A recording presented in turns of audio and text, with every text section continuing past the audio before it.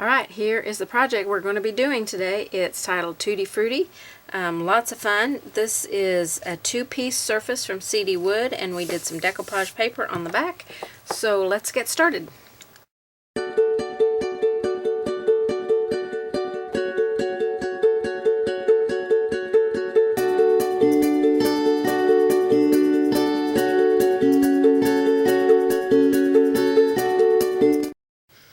Okay, this is a two-piece surface. So for the base, I am just covering it with lamp black using a 2-inch foam roller.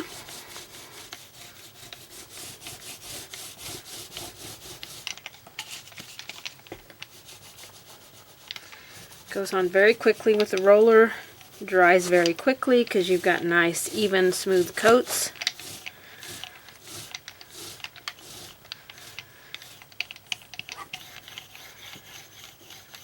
And do your edges as well. I'm just lightly rolling over now to smooth it out. And then the top, I put 1 coat of light buttermilk on here. It will go in the center of this board when we put the pieces together. We're going to do something on top of this, so 1 coat of light buttermilk will be sufficient for this. So I'm going to get this dry and get everything set up for our next step. Okay, the next step for our base piece, let me get me an old paintbrush here, is we're going to decoupage some paper on here. Get a paper towel here. So I have this paper that I bought at Hobby Lobby, and they have all different types of paper with lettering on it that you can use. I bought this fairly recently of the making of this video, but you know, their scrapbook papers rotate all the time, so you really never know what's going to be in the store and what isn't. It looks like cursive words, but it really basically is just lines on here, because I cannot make out a single word on this. It could be in a completely different language, shorthand, I don't know. But if you can't find a paper that you like, and the reason I painted this light buttermilk is because the background is light buttermilk. So if I don't get it all the way up to the edge, you know, it's not going to be too much of a notice. But you can also go online and print out things like this. I printed this right on my computer, and you could paint your piece here white instead of the light buttermilk, and then adhere this paper to it. So there are plenty of options there to do that. So I am going to mark this with a pencil. Get right up to the edge. Let me turn it this way so I can make sure I'm getting to the edge on this side as well. I don't want to have to worry about, you know, paper over the edge. So I'm going to try and get it as close to the edge here as I can. I'm just going to draw around it with a pencil. Okay, and there are my marks. And then I'm just going to take it to my paper cutter here and put it on, put that line right there on my cut line. That's where my blade will go. Put it right along there. Make sure it is up against that edge. And then we will slide that back and forth to cut it. And this is a 12 by 12 sheet of paper, so if I mess this one up, I've got enough to cut another one. So again here, I'm putting my line that I drew right on my cut line. And slide my blade up. This is an old cutter. I've had this cutter for many years. I don't even know if I know Fisker still makes cutters. I just don't know if they make one like this anymore. So I'll set the extra paper aside. And this is the piece that we're going to decoupage on here. Okay, so how we're going to do this is we're going to take some decoupage for paper. This one's my favorite of the Americana decoupages. The decoupage for paper I like the best. Oh goodness. Must have had glue around the lid last time I used it. Yippers. Make sure you clean off around the edge of your lid after you use it really well, because your lid will stick. Alright, I've just got a big old brush here. It's a 3/4 inch filbert. So just grab any big brush that you have and dampen it. And now I am going to coat this whole board generously with the decoupage medium for paper. You can use the regular decoupage if you have it. You can use Mod Podge. Get your edges really well. We want to make sure this gets stuck on there good. Oops. I'm going to kind of hold it up and look at it in the reflection of the light here so I can see if I've got good coverage on here. A little bit more down here. So you want to be pretty generous. Clean the glue off of my mat here. Alright, so now we're going to take this piece of paper, start at one end of our board here, and get it lined up nicely.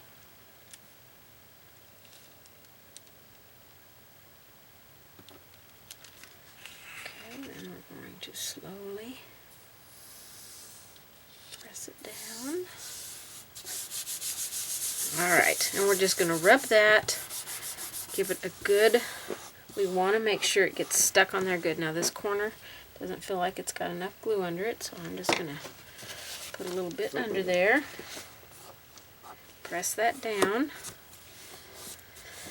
Your edges and your corners are the places you want to really get it down.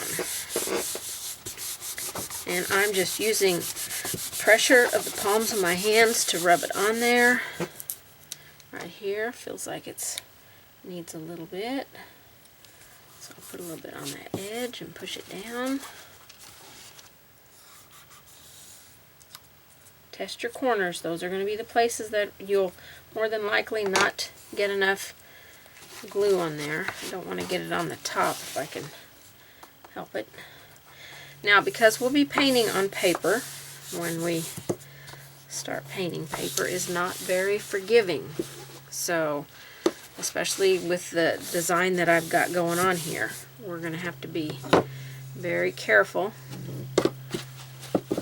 Wipe the glue off the edge here. Very, very careful with what we do. But we want to give this paper plenty of time to dry and adhere. And I feel like I don't have quite enough right there. So, oops, I'm oozing it out here. I'm going to stop playing with this before I tear a hole in it. Make sure you don't have any bubbles in it. So push any of those out and then let it dry good. So I'm going to let it dry probably for 24 hours and then come back to it. Okay, mine is completely dry. Now, if you've got some paper that is hanging up around the edges kind of a little bit longer than what you want, then just take one of these little files. I just bought a package of them, like in the $1 or $1.50 bin, and just lightly sand your edges to remove any of the paper that might be hanging over the side. Okay, so this looks good. It's nice and smooth. I'm happy with that. Now the background here, we can leave it plain black if that's what you want to do, but I'm going to add some stenciling on here. And this is my swirl stencil. I'm still kind of tweaking it. So I'm going to, we don't really have to fill in the center, but since I'm not 100% sure where my board will lay, I really want to keep more with these smaller swirls in here. So I'm going to take them and scatter them all along the background here. And I'm going to use graphite. and a makeup sponge. So when you load a makeup sponge, they're not very absorbent. So you don't want to have a lot of paint on it. So when you pick up some paint, see there's quite a bit there. Now I need to kind of tap it on my palette and work it around on the sponge, because it won't soak up into it like other sponges do. And then we're just going to straight up and down motion stencil in some swirlies in the background.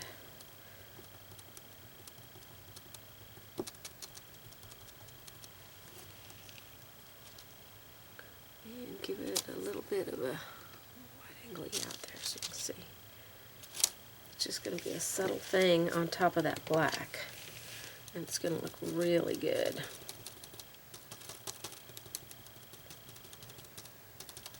So I'm going to finish this up, and then we're going to get ready to start painting on our other board. Alright, I've got my pattern on and all my base coats on, which will be in the packet. Will tell you exactly what colors to put on. So we're going to start by working on our 3 plums here. We are going to shade with dioxazine purple.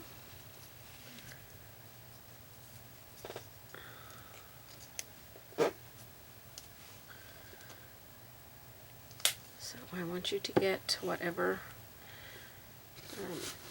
brush you like to shade with out. I think I will use a brush that is my favorite, but is a discontinued brush. The curved flats are discontinued. This is a size 12. I still have, the making of this video, some size 10s left, which is this size. Okay, 10 is a very good size. It's similar to, let's say a 3/8 inch angle. Let's see if I have a 3/8 inch angle brush. I don't use angle brushes very often, so 5/8. So you can kind of compare the size. That's a 1/2 inch angle, so it would be more comparable to the number 12. So I would say the 3/8 would probably be comparable to a 10. I'm going to use this one because I want a nice wide float to begin with. So we're going to dampen our brush, wake it up, let it fill up with water. You got to get your brushes awake, plump up those bristles, get them full, completely full of water. You just don't want the outside bristles to be wet. You want it wet all the way through that brush. So fill it up with water. Take your time, fill it up with water. So mine's full of water now, so I'm going to lay it on a paper towel, each side, let it wick out the excess water. Dry my ferrule off because I don't want any water running down. So now your brush is perfectly conditioned and ready to paint for you. I like to spritz my palette with water on this outer edge. So I will have, let's see if I can get that to show better in the light. So all those little water drops. And those water drops I will pick up on the curved edge of my brush, and I will work it in just like I work in the paint. So I load my brush like this in a little V next to the paint. You load your brush however is convenient and easy for you. I have a lot of water right there, so I'm going to touch my paper towel and let it wick out a little bit more of that water. I'm going to load some paint on the tip there and go right back to this spot because I need water in my brush. I just didn't need quite that much water. So load it up. I'm going to push the brush hard a little bit because I want the paint to go up in the brush and come across a little bit so I can have a little bit wider float. Okay, so I've got a nice gradation of color right there. So that's exactly how your brush is going to paint for you. So it won't change from how it looks here on your palette. It's not going to change when you go to your surface. Unless you allow your paint to dry in your brush, then the paint probably won't come out at all. So we're going to go around our cherries.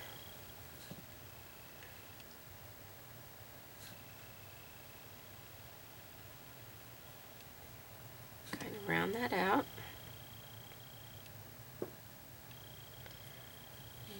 walk it up a little bit. I'm going to get my mop brush, because I always like to mop when I float. I think it softens that outer edge nicely. Excuse me. And we'll repeat the dioxazine purple here in a minute. We're going to do this to all of our plums.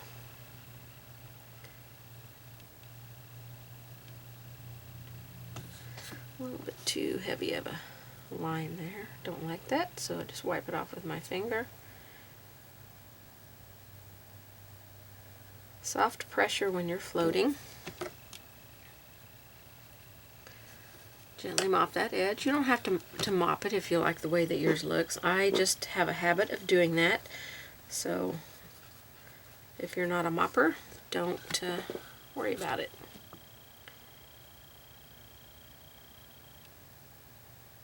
Come along this edge here. I want to highlight that edge. Come around my lime here. Pick up just a little bit more paint. Go around my blueberry. And then this edge here, we'll get some shading.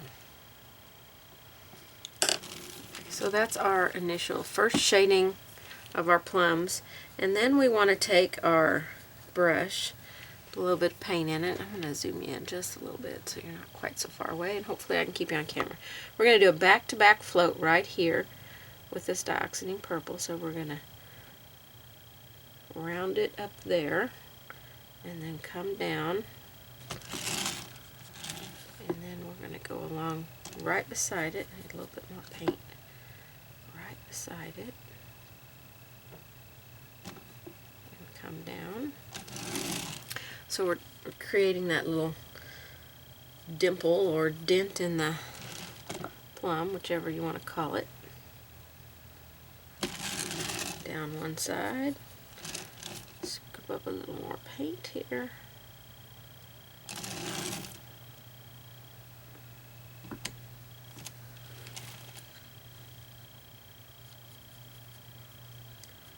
And we'll be repeating all of this, so I want to round it out right here where it comes to that line, so that will put a little bit of a fat area right there, which is what we want.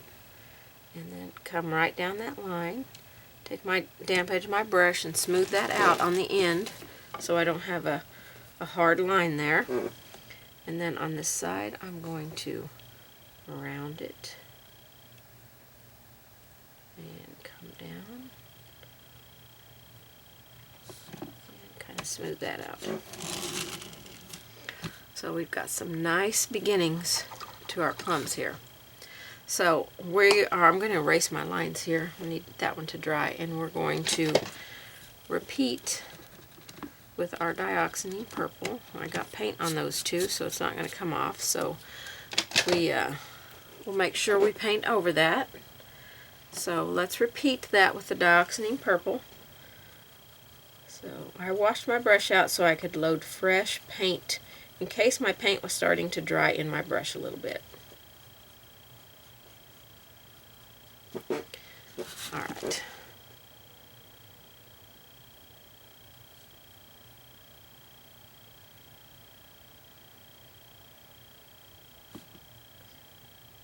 Nice wide float here.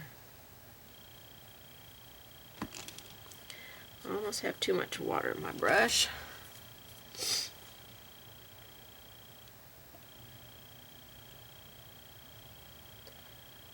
Round our cherry a little bit on this edge here.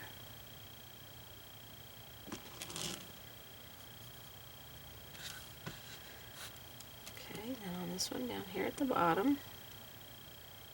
Whenever you have a V, you need to round that out with your float. That will give your surface more dimension. When you round it out, you're starting to form the shape and not have it be flat.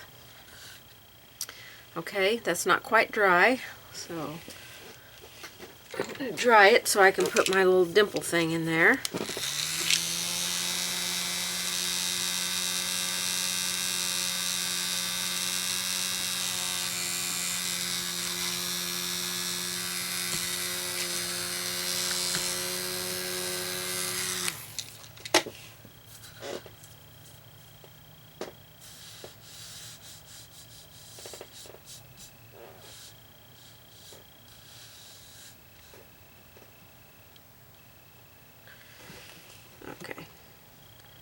it's dry enough now so we can go in here and go down that side. Turn it so you can get to it the easiest. Round it out right here and go right beside it.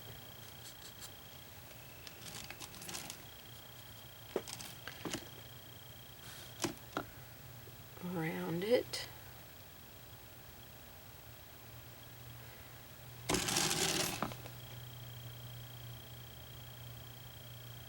And right beside it, take the damp edge and kind of pull that down, soften it out.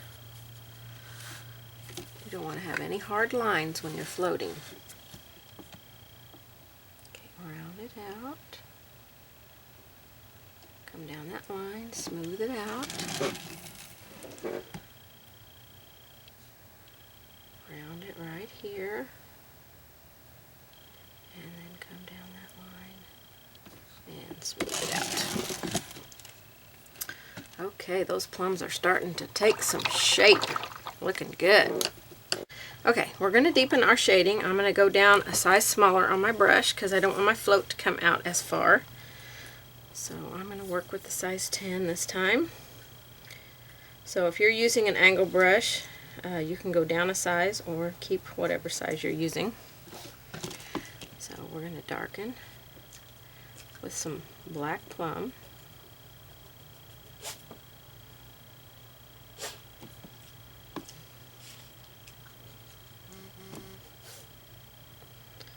And keep this just a little bit smaller of a float.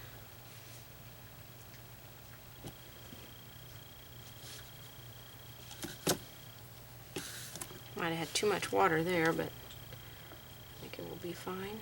We'll come back and do a final shading here.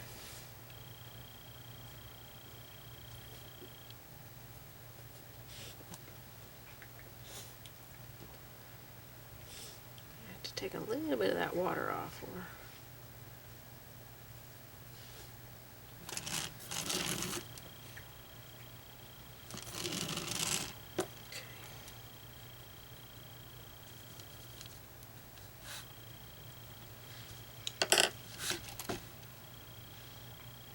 I need to bring it out a little bit farther down here because this is all dark down here.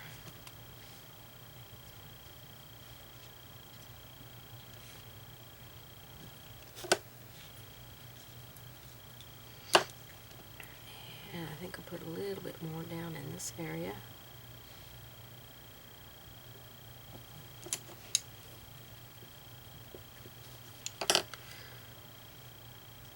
Smooth out here.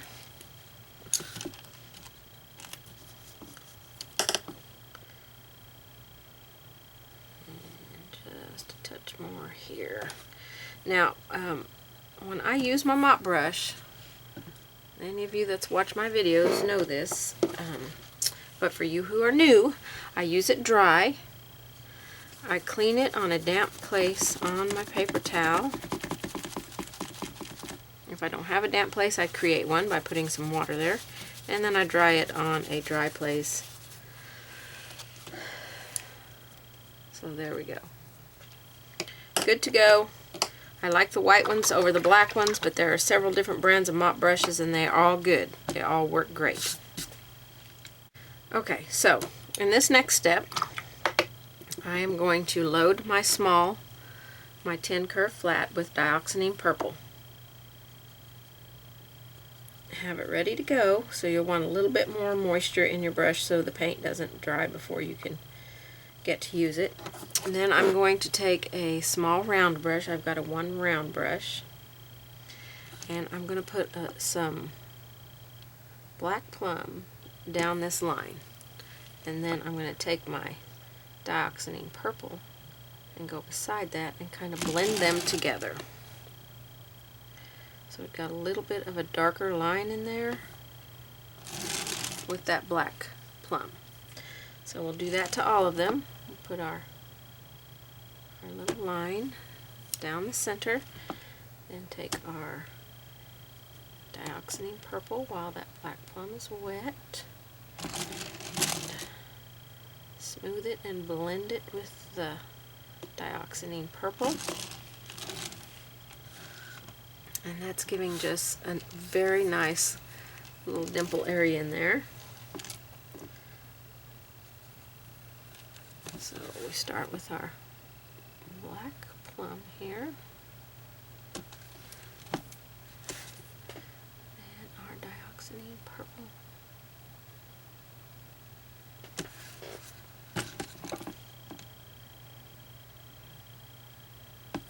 This is the easiest way I found to do plums, where you don't have like a separation, you know, with your shading, because if you just paint it in with the black plum, then you can have that little line that separates. So we need that little bit of dioxazine purple to help blend it out there a little bit. Okay, I do want to shade under this leaf a little bit. So I'm going to take my dioxazine purple and my black plum and mix it together on my brush. Just a little bit of each, so I can go underneath this leaf. A little bit. Okay, so we've got a little shading under there.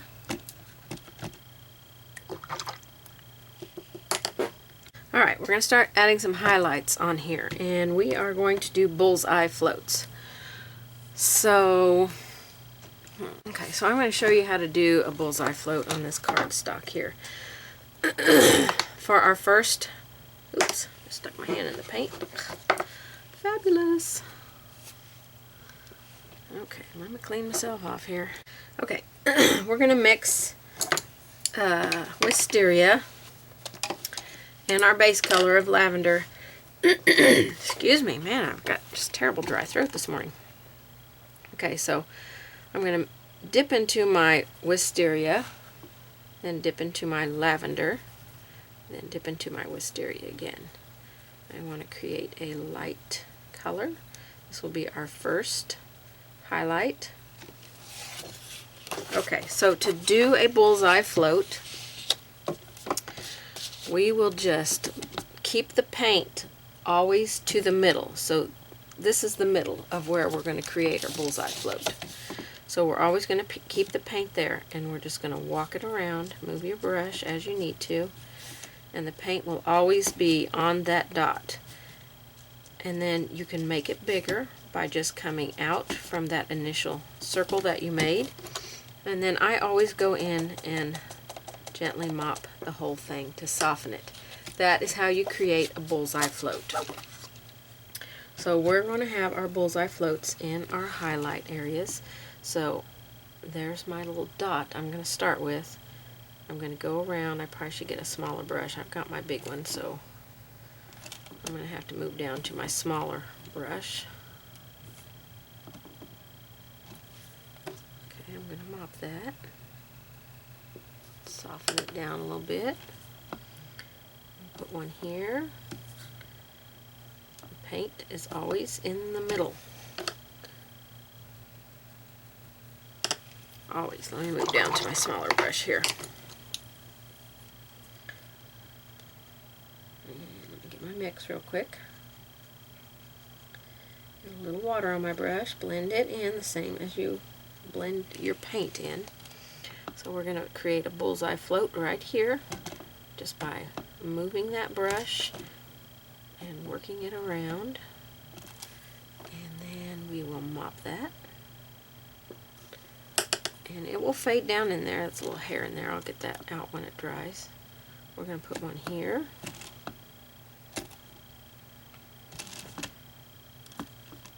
You want it to look like a circle. So keep your paint moving, and you've got to do all of this while the paint is still wet. You can't, you will not be able to mop if you wait for it to dry. So this one's not as dark because I had such a big brush, and I had way too much water in my brush. You need water. You need, your paint needs to be thin. So you've got to have that water mixed in with the paint there.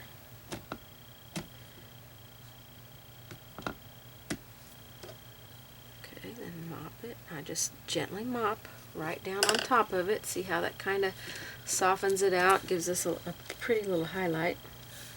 This one's going to be right here. I don't know if you can tell how wet that is right there. That is not straight paint. I have worked a lot of water into my brush. Then I'm going to kind of pull this out right here for a highlight. Mop that. And then we'll have just a little bit of a highlight here, so we can do a little bullseye here. The highlight right there won't get as bright as everything else. So you see right there, I've got a hard line. See that little white line right there? It's a hard line. So my paint hasn't cured, so I'm going to take the damp edge of this brush, get a little bit more water on it, and I'm going to work that off of there. You can also do it by dampening it and taking a white eraser and very gently erase it. Now you cannot do that if the paint is cured in any way. So don't attempt it if your paint is cured, because you will take it down to the finish. And you'll be a sad camper then. So, I didn't have quite enough water. You got to have that water back here on this curved edge of the brush, or whatever brush you're using. You have to have water back here on this edge, because you've got to have that water help you disperse that paint a little bit.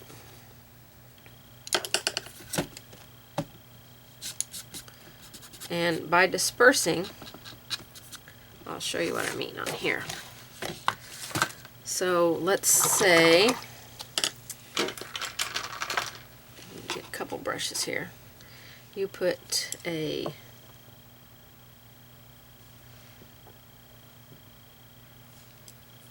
drop of water on your project. Then you put some paint in it. You see how that paint starts kind of going out. It's darker in the center, and then it's lighter on the edges because there's more water on the edges. So then you can always pull it out with I had quite a large drop of water there. So then you can always take the painted edge of your brush and kind of pull it into that water and disperse it. You want it to be a graduated, going away kind of color, like you do when you do any other float. I want to put a little bit on this edge.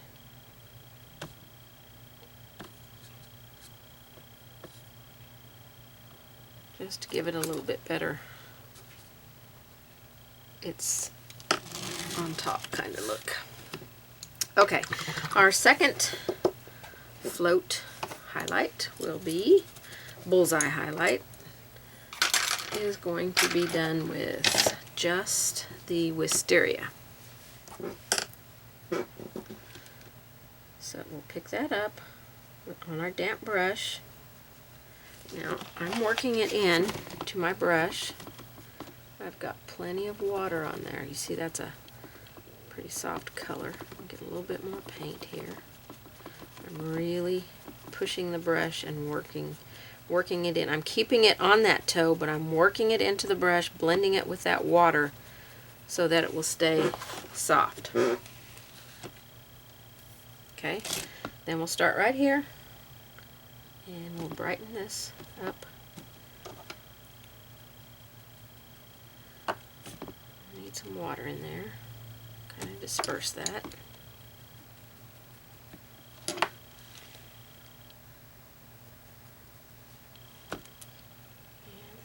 Here.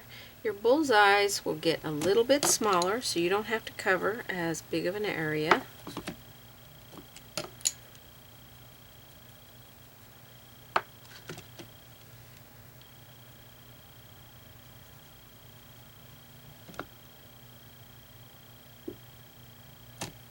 So I could even go down to a smaller brush here. I definitely need water on my brush because that was just a little bit too dry. There we go. Now we're getting brighter.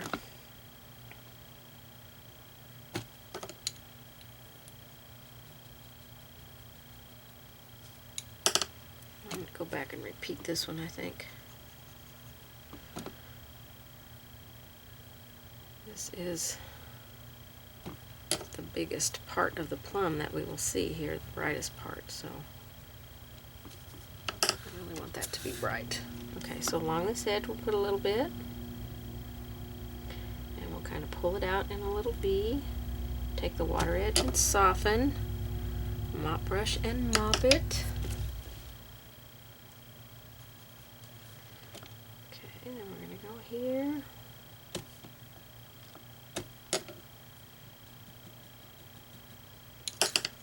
And we're going to do just a little bit here. Not very much. Let me get some water. I really want to soften that.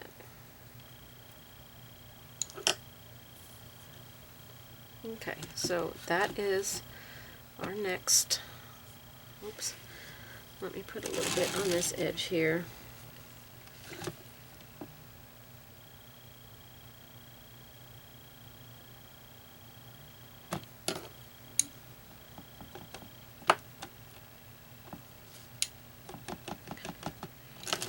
Soften that out. Still have a hard line there I don't like.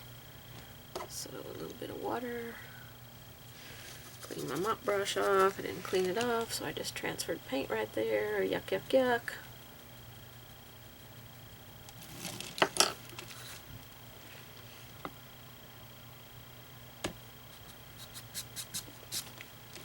Okay.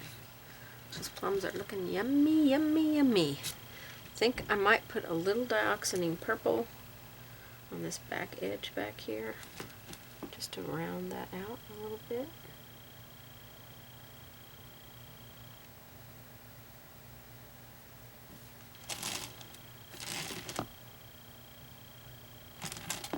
We do want our plums to look round.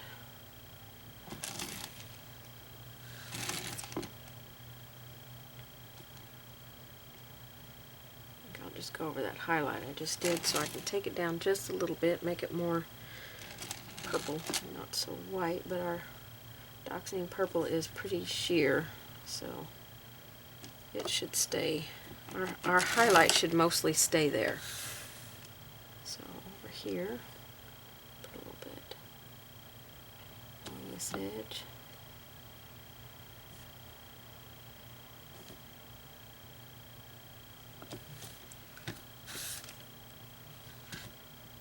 Alright, that has definitely helped a lot more with the roundness of those plums. Okay, let's give a bright little highlight with just Snow White. So we'll do the same. We'll get a little bit smaller here. A little tapping. Ooh! A lot of water there on my brush.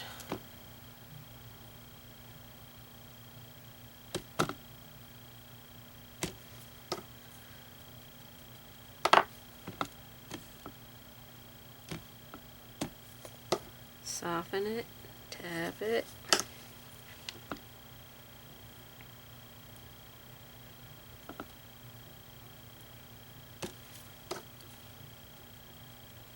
If you're having to stay up on your tippy toe of your brush while you do this, then put your paint down and take the water edge of your brush and tap around that paint that you just put on.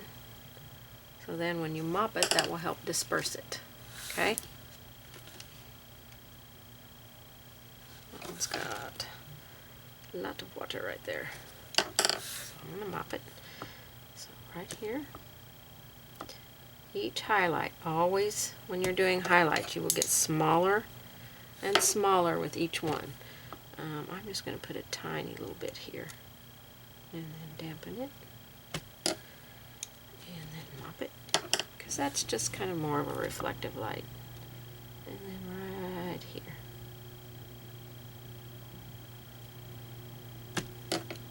Just a little bit.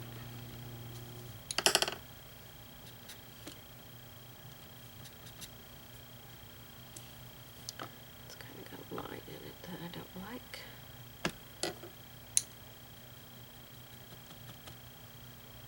Okay, that's better.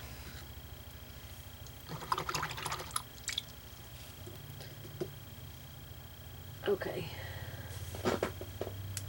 We are going to glaze over our plums now. And you can do the glazing with navy blue or dioxazine purple. So our glaze or wash is mostly water, a little bit of paint. So this is navy blue.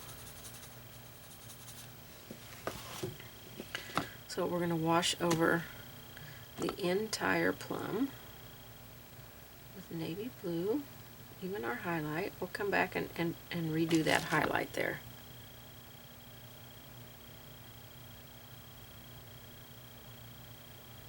So I'll do this one with navy blue, and this one, I'll do that one with dioxazine purple.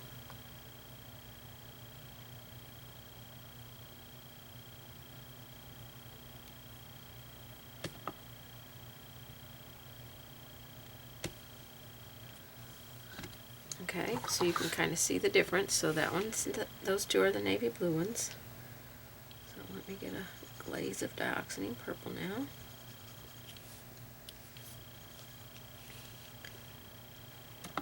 And we'll go over this one with purple. So you can kind of see the difference. I like it with the blue on it, but some people probably, like the more purple. And that's fine. Whatever it is that you like, you can do your plums that way. I prefer the blue, but I'm going to leave that one purple.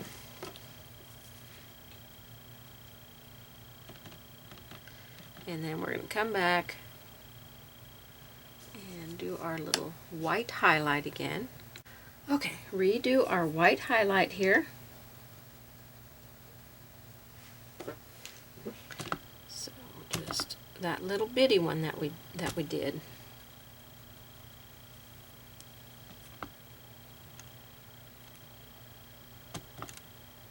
A little water on there, because this is just a little bitty float now. So put a little paint down, put a little water on it, and there you go. A little paint, a little water.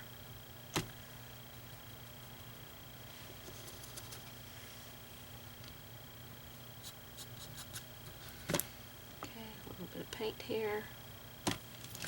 Oops, my brush wrong way. A little bit. Paint. Water. Mop. And just a little dot there. Mop that. Okay. So, I'll get my thing from spinning here. Angle out so you can see those plums and see how good they look. Yummy! Okay, we're not done with the plums yet. We're going to do one more final shading on them. Let's zoom you back in. We're going to take a little bit of soft black. So this can be a pretty sheer color of soft black. And we're going to go into our darkest areas with some soft black.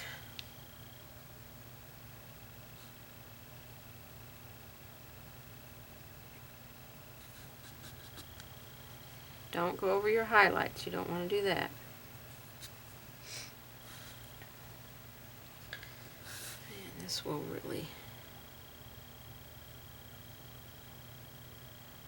This is a really dark area back in here.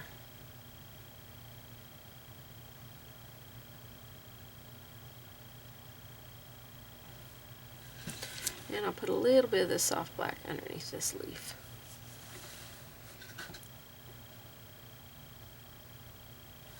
Okay, might put just a scooch back here.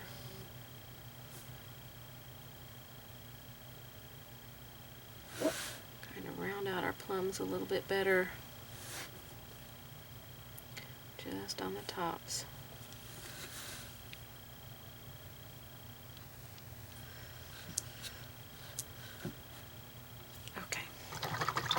Those plums look pretty good, I think.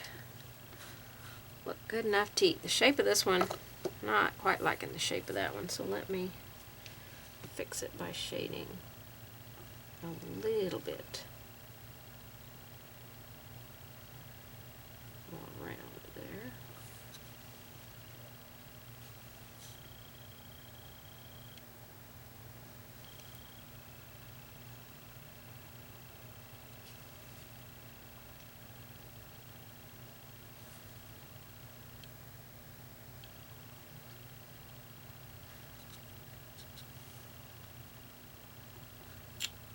Okay.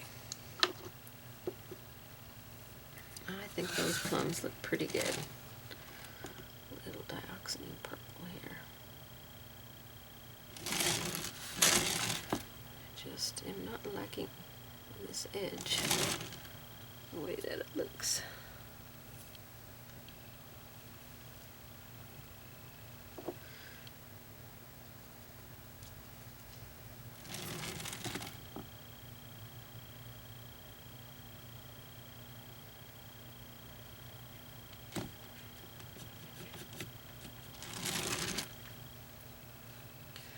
Alrighty. Good enough. Good enough. They look pretty darn good, I think. Pretty darn. Do any tweaking that you feel like your plums need.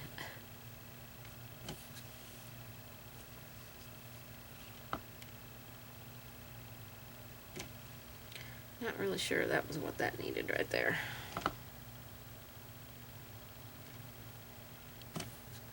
Just felt like it needed a reflective light highlight there, but after I put it on, I don't like it. You have to be careful erasing on paper, because you can tear that paper. Okay, I'm going to leave those plums right there. That soft black really deepened those. You can glaze over them again with some navy blue if you want, and stay out of your highlight this time. Just kind of go around it. A little bit more blue, and then mop it.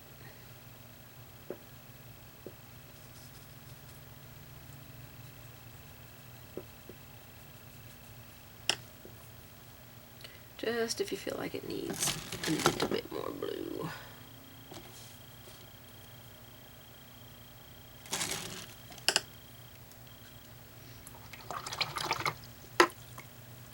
Okay, our plums look great.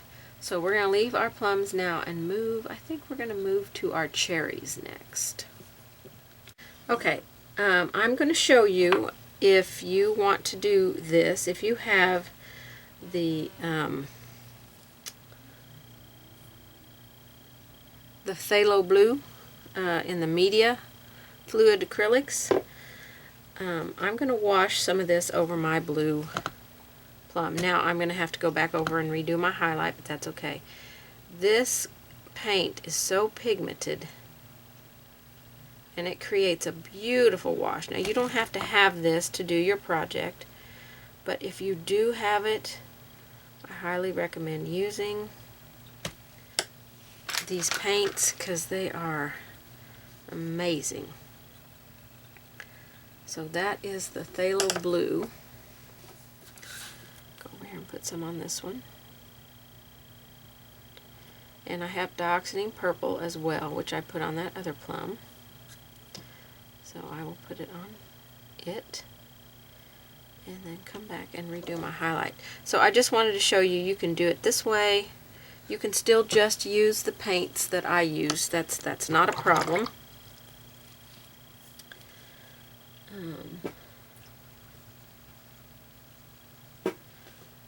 You know, just your regular paints that you use. But these paints are so beautiful. And I really thin them down with some water. You want to use, when you're creating a glaze, about 95% water, 90 to 95%. And then I'm going to mop that. I got lots of water on that one. And then I'll come back and redo my highlights on those. But those just really make the colors pop more. Okay, now I'm happy with the plums. I did kind of glaze over these two highlights a little bit, this one more, with some black plum, because these two highlights really shouldn't be as bright as all the rest. So I did that. So we're going to work on our cherries now. And we are going, I'm going to go back up to my 12 curve flat here. And we're going to start our first shading with Napa Red, which will not show a whole lot, but we've got to build our layers here. Okay, so we want all of our highlights to be on the right side. So we're going to shade all of the left sides with Napa Red.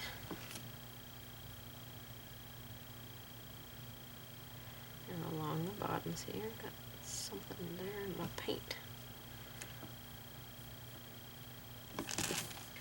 And I want to create this little, probably need a smaller brush for this little dark area right there where the stem is going to go. A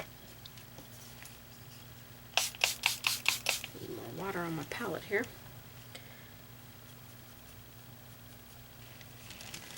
Alright, so the left side of this one. And along the bottom. And down in this little area here.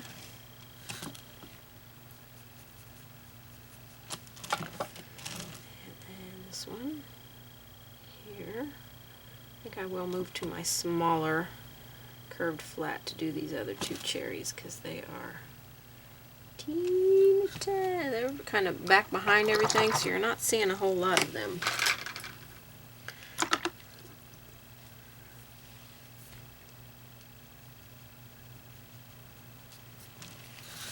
So our Napa Red.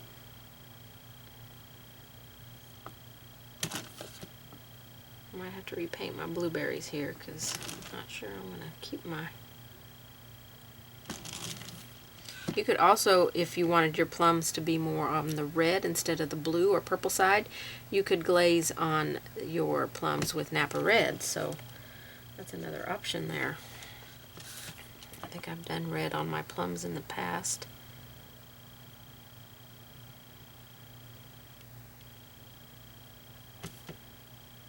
This one will get a lot of shading on it, and a little bit down in there, just up on the tippy toe of the brush, doing that. So we can see a little bit of our shading, not a whole lot for our first one, and that's okay. I'm going to repeat on these with the Napa Red.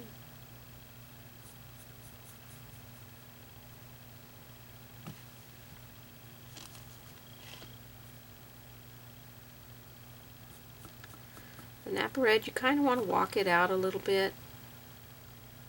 When we do our next shading, we won't walk it out as much. It'll be a bit less. I want to bring this up on this cherry more. Almost halfway up on that cherry.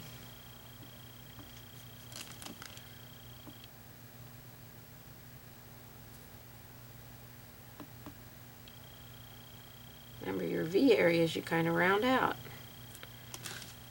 Try not to get your red on the background because red is not a forgiving color. Purple, not so much either. So if you've put paper on your surface, try to be very aware of where the paint is on your brush at all times so that you can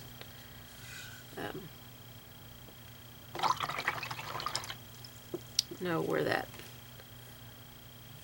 paint is so you don't get it on your background. I need a little bit more red on this one. Napa Red over here. This edge, because that's going to be all shaded in there. On that side. Yeah, I think I'll come up a little bit higher on this one as well.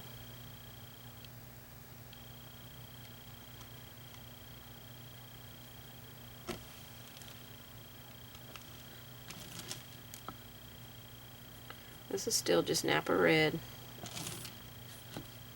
Okay. Gotta get those dry. Okay, we're going to take our Napa Red and mix soft black with it.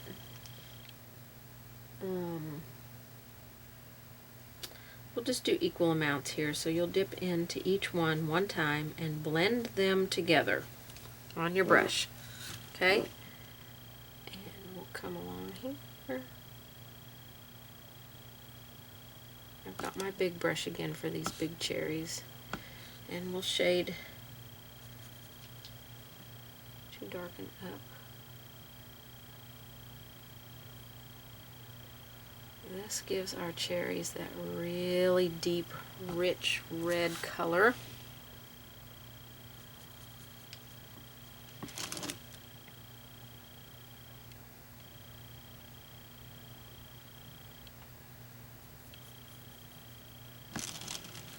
And I'm going to have to come over here and do that top edge on that one.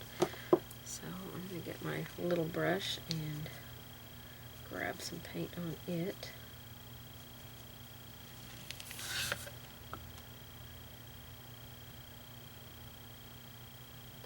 This is Napa Red and Soft Black.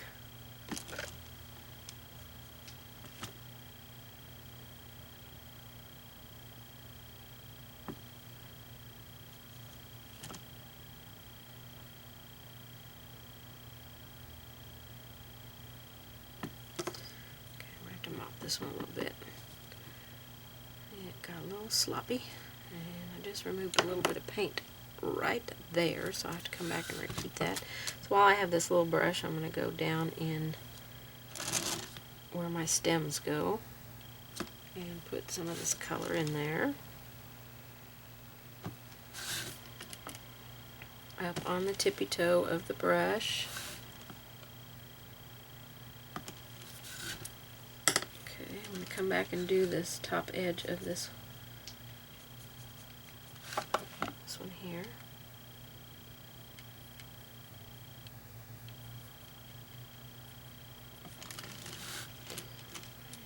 Get a little bit more on the top edge of this one.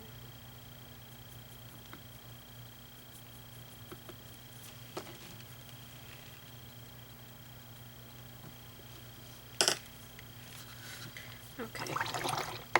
I'm going to take my little brush and just pick up soft black. Down in here.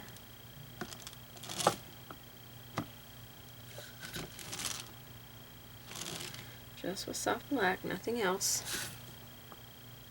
And then I'm going to take that soft black down in these dark places, and I'm not sure that was dry yet.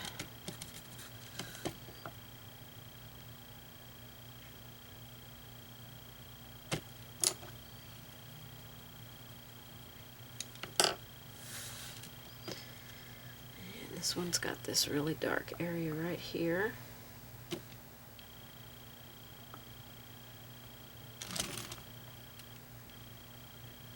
Oops, get off my plum, because I'm already done with my plum and I don't want to have to fix it. Okay, and I'll stay with this smaller brush, and we're going to do just straight soft black now on these other three. Make sure they're dry. And we're just going to keep this kind of on the edge there.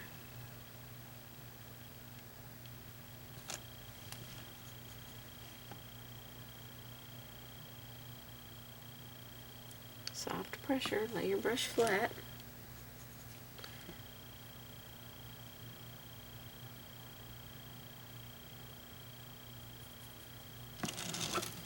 Okay, go back and mop if you need to. And these over here we've already done with just straight soft black, so I think they'll be okay. Put just a little bit along this edge. Okay. Oops, wrong brush. Okay, those cherries are looking pretty good. So now we're going to do some highlighting here. Okay, so we're going to begin highlighting on our cherries here. I'm going to start with Cad Red. Now we won't see a big difference in this color, kind of like we didn't see a big difference in the Napa Red. So you want to go on the opposite side and around where your stem goes. Kind of pull that out into the cherry a little bit. This is Cadmium Red.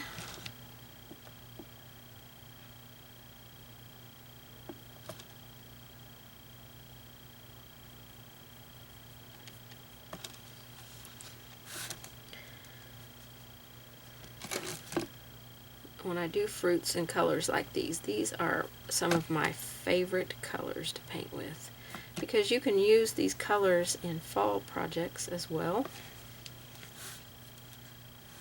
Okay, I'm going to try and stay with this big brush back here. Or maybe not. Go to my smaller one. Cad red. I got that one wet, so I'm going to move down to this one. And go around my stem area and put a little bit here.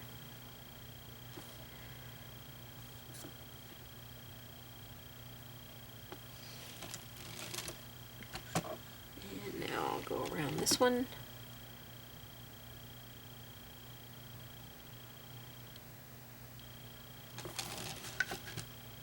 So there is our initial highlight, and like we did on the Napa, we will repeat it with just the red, the cadmium red.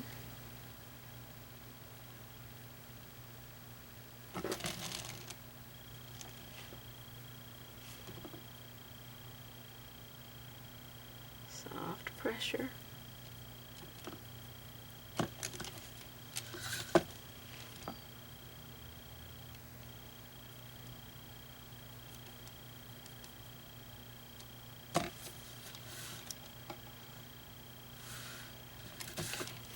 To my smaller brush here.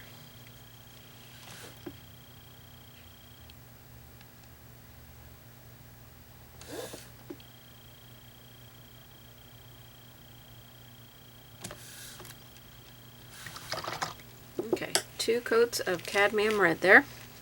Next highlight will be Tangelo orange.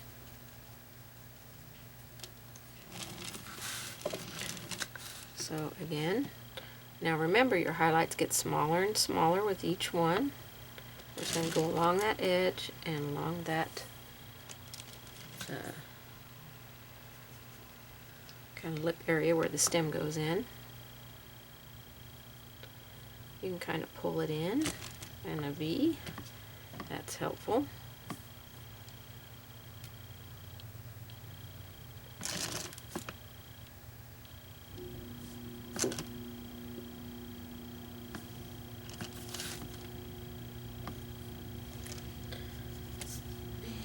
Go to my smaller brush here now.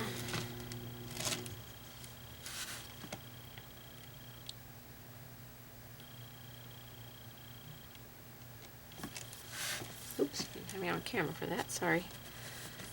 And this one. Looking good. Alright, I'm going to take my brush now.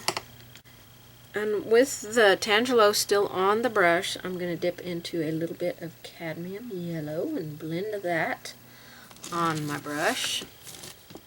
And we will repeat this.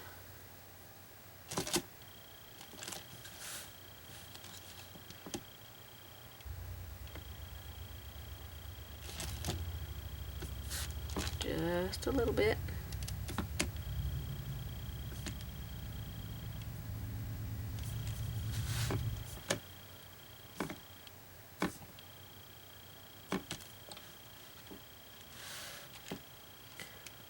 Stay with this big brush since I'm not going to be laying a whole lot down here.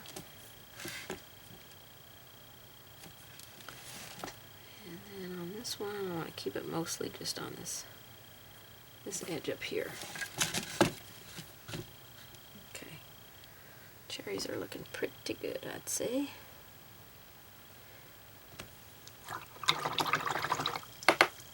Okay, we're going to wash over our cherries now before we do our final highlight. And we are going to wash over them with either cherry red or, if you have the media paints, quinacridine red. Okay? So I'm going to take that quinacridine red and brush over one of my cherries.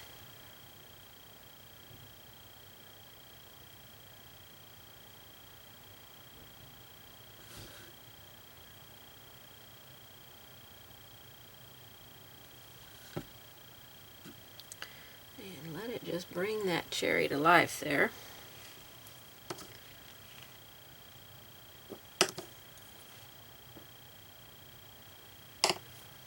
And I'll go ahead and put it on these cherries over here as well. You're going over the whole cherry.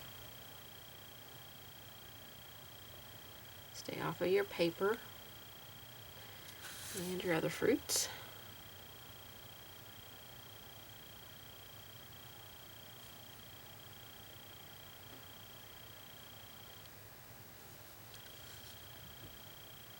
Okay, so that's with the quinacridine red, and I may repeat that because I want my cherries to be really red. So I'm going to go over the other two with just cherry red. There's not a whole lot of difference in the color, I notice, between the two. This one's cherry red. It's got a little more orange in it, and that's the quinacridine red. So I want to create a glaze. So it's quite a bit of water and not very much paint.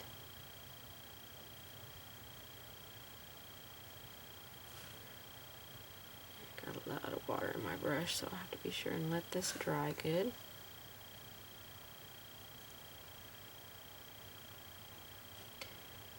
And like I said, you can put some of these reds in your plums if you want. So let's say you wanted a little bit of reflective red in there. That's probably not going to show up because my purple is so dark.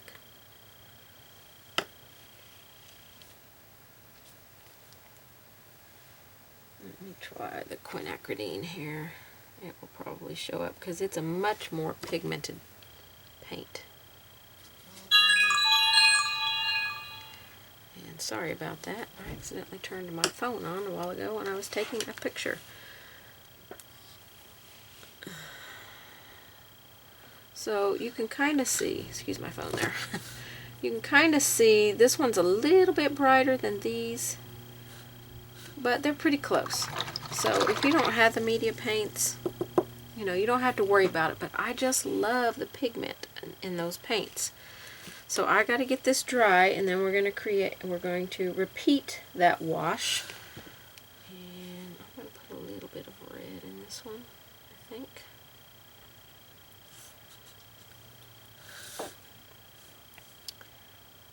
This is with the quinacridine because it's so much of a brighter color. This is still just a wash that I've side loaded here.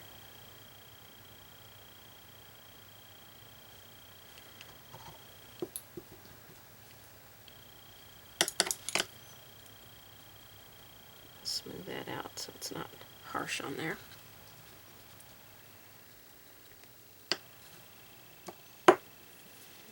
Maybe remove it off of my highlight there.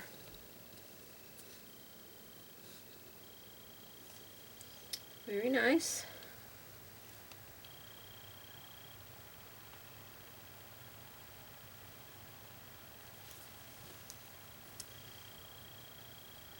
That's that quinacridine. Okay, so my cherries are mostly dry. This one's still not quite dry, but I'm going to go back over them. Need to clean my mop brush here.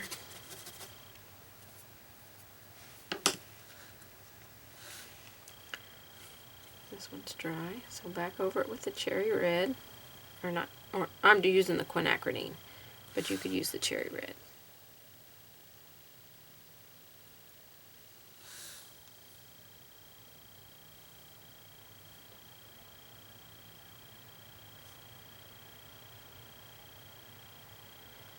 And I'm definitely going to have to repaint those blueberries back in there. I really butchered their shape. And this is why we do the things in the back first.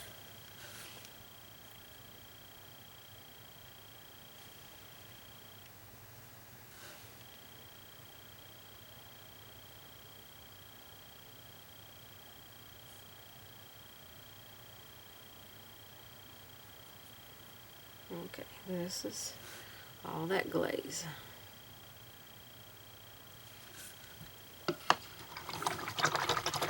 Okay, those are looking really good. I'll need to get them dry now. Alright, they are dry, so we're going to work on our bullseye floats here.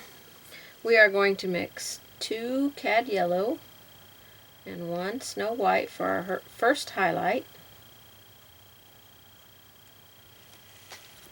So we want to do our bullseye float. So you'll have a little bit of water. Now, you can't pre-dampen this area that you're going to float. So you can just lay a little water in there to begin with, and that will help you to disperse that paint a little bit. We want this one to be a pretty good size one. And I'm going to gently mop that. Okay, I'll lay some water in this one, just with the damp side of my brush. Put a little water in there, and then lay your paint in. Always keeping the paint to the center. Put that little dot in there if you need that dot. Then very gently mop that. Clean your brush when you pick up paint so you can disperse it a little bit. I've got a hard line here I don't like, so a little bit of water and mop it. I'm going to put a little bit of this up here. Not too much.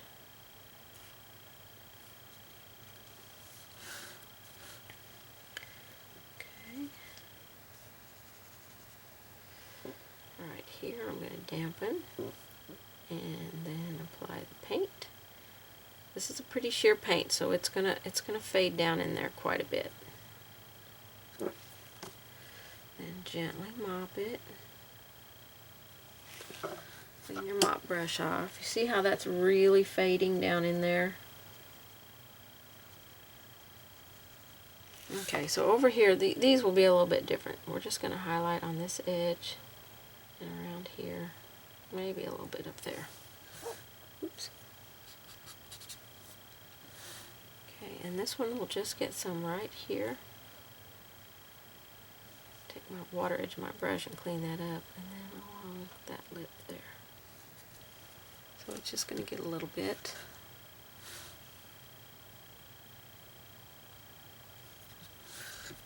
Okay, we want to repeat that, so I'm just going to mix in 2 more whites in that. It's still not pure white.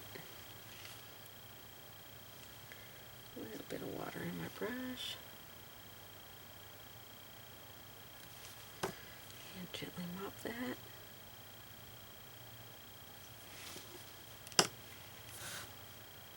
Lay your water down if you need to. I would rather that you build light layers up than really bold layers, so if your first paint fades down in there, don't worry about it. You've still got some paint on there. It's still a layer, so don't worry about that. Just a little bit around the edges here. Ooh, or a lot. Take my water edge and clean that up. Okay. Wipe some of the paint off here since I'm going to a much smaller area.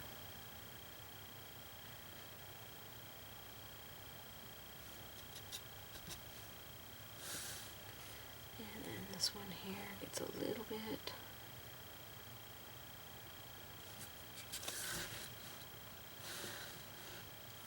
Okay. So now we're going to go to just straight white. So I am going to take a small round brush. I'm going to load my brush up with white paint, but I'm not going to have very much water in my brush this time. It's going to be mostly just paint. So I'm going to show you another way that you can do it. You can dampen with a brush, a separate brush, instead of using the water edge. Then lay your paint in here, always to the center. Make your little dot if you need it. Okay? Then take your mop brush and very gently disperse that. Okay? Water, paint, mop brush. Remember, your highlights get smaller and smaller with each color. Put just a little bit here, a little bit there. Okay, so this one, get a little bit more water in my brush here. We'll dampen that. Pick up a little bit more paint.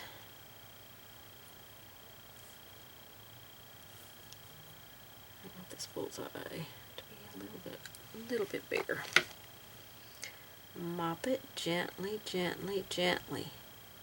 You're barely tapping in that, just to disperse it a little highlight there. Okay, so with this one, I'm going to wipe off most of the paint, and we'll just put a little bit right there, and I'll just take the water edge of my brush and take that off. I'm going to probably have to put a little more cherry red on that one.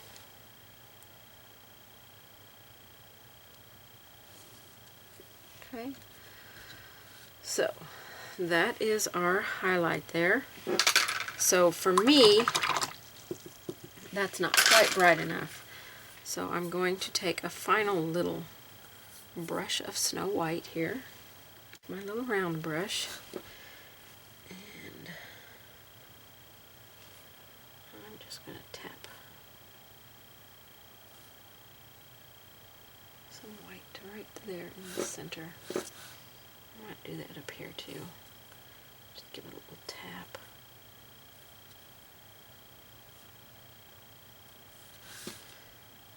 Over here, just a little bit on the top there. And that one we don't need more on it. This one needs to be just a touch bigger.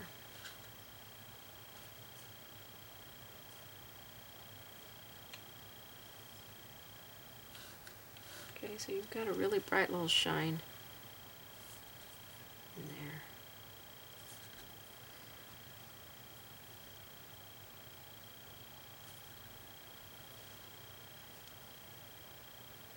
And I like that. Okay, this one back here, I think I'm going to glaze over it.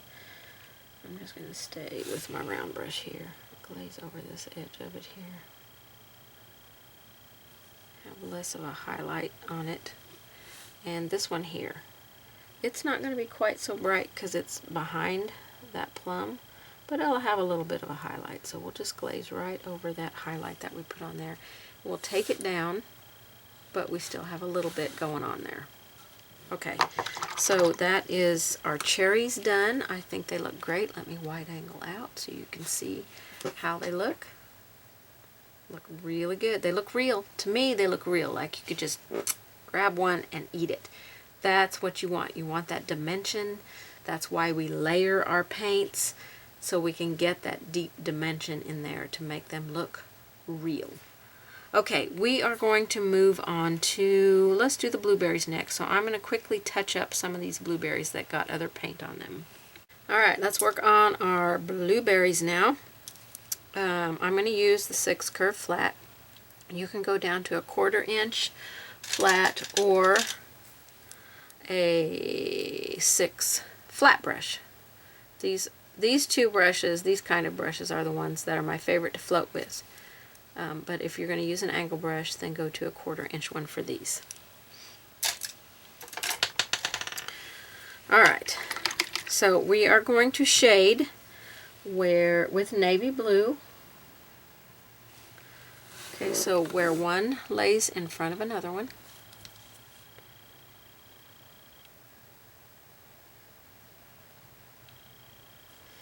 On the left and bottoms, like we did on the cherries, we'll shade on the left and bottoms. But this one will get a little bit of shading next to this cherry as well. So its highlight is going to remain right in here. Kind of walk that up a little bit. Okay, this one is kind of behind this cherry. It's behind this blueberry. This one's going to get a lot of shading in. I'm going to come back to finish that one. This one will get on the left and bottom. So you just have to look to see where your blueberries are placed. So this one will get a little bit down here and along next to this. This is all highlight up here. It is on in front of that cherry, but it's behind this blackberry. Okay, so this one will get on the left around that one and next to the cherry, because it's kind of behind the cherry there. And this one will get down here. And a little bit next to this cherry. And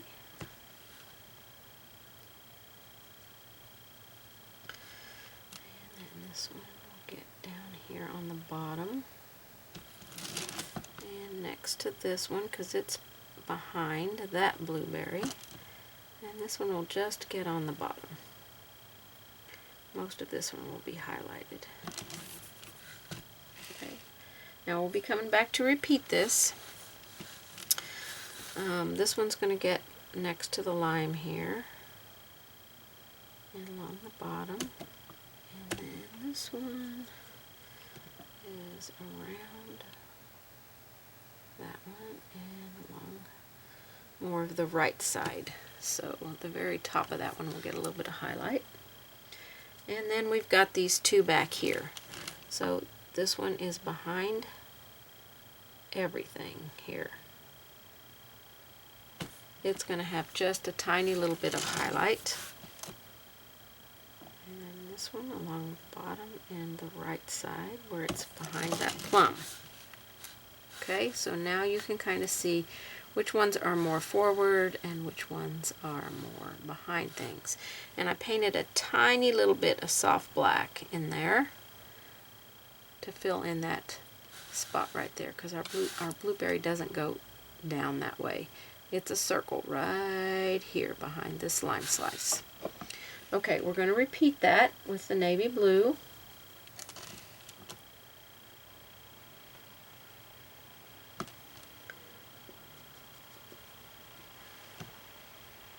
And kind of bring it up into the blueberry a little bit. I'm loading paint with each blueberry because these small brushes do not carry paint very far. So this one I'm going to go ahead before I put the second float on here. Shading. I guess I can go ahead and do that one. So it's just going to have a little place there in the center. Everything else is going to be dark.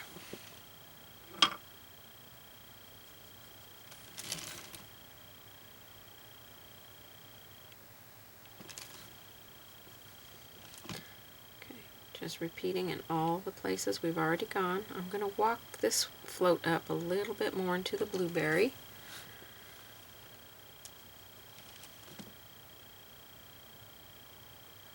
Because we want that navy blue up more into the berry and not just sitting on that bottom edge.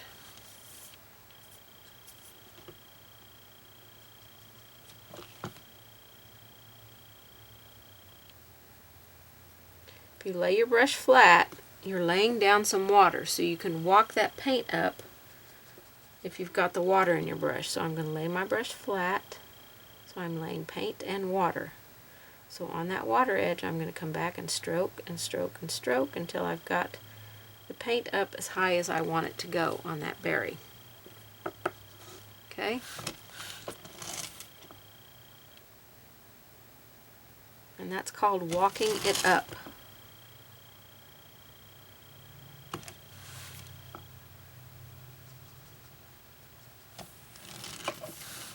So I'll show you again on this one. I'm laying my brush flat, soft pressure, making a C around that circle, a C shape to shade it, and I laid water, so now I'm taking the paint and putting it in the water, and I'm walking it up. I'm going to mop that one, got a little heavy there. And that's how you do a walk-out float. Okay, so that is all of our shading with the navy blue. I need to shape this blueberry a little bit better. Right here.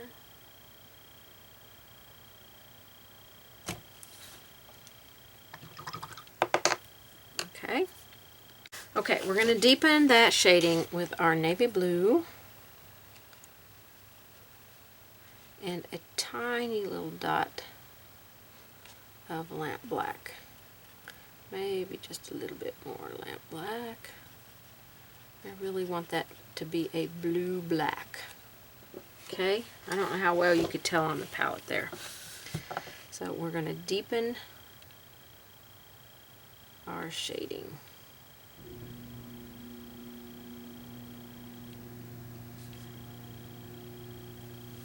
Okay, by just mixing a little bit of lamp black in with that navy blue.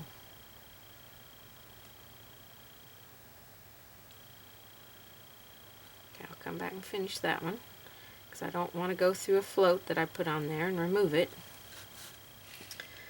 That one needs a little bit more paint. There we go. We don't necessarily want to cut our blueberries in half, like I cut that one in half. So try not to do that.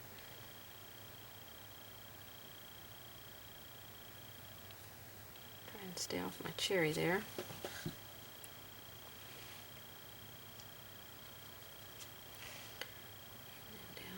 This one, lay your brush flat. I tried to go farther on that with that paint on my brush, but it was not going to carry.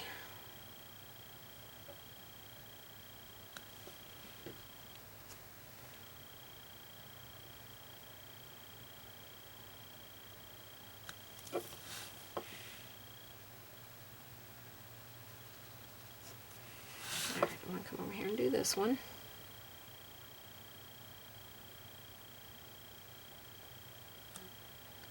You just want to get a little bit of black mixed in with that paint. Alright, so these over here.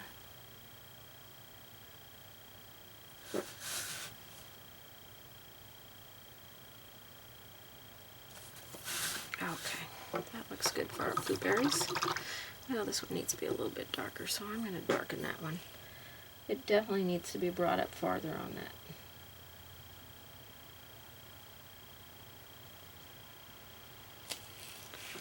that berry.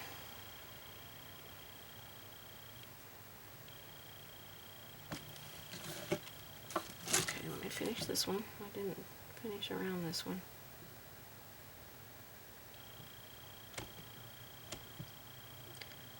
Put a little bit more on this side here.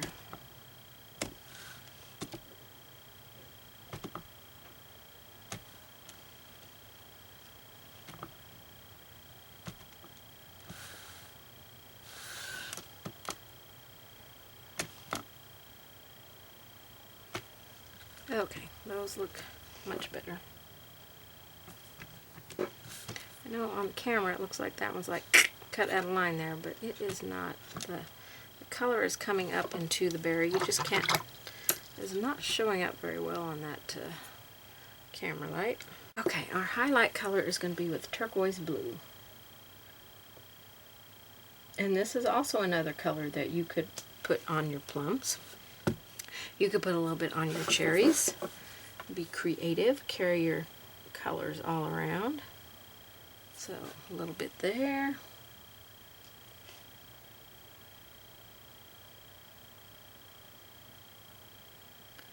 A little bit there. Pull it down in a little bit of a V.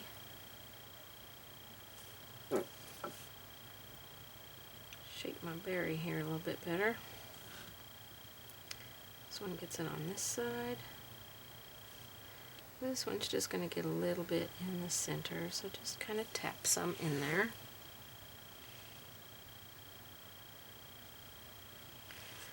And this one gets the biggest highlight over here.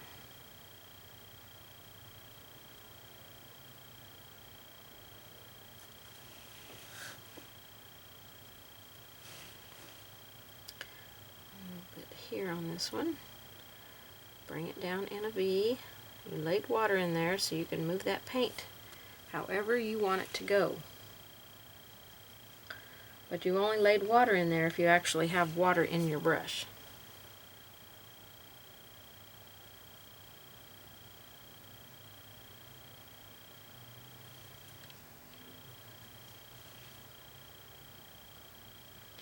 If you don't have any water in your brush, you're not laying it in, so you can't walk it out or move it. When you float, the water in your brush is so important.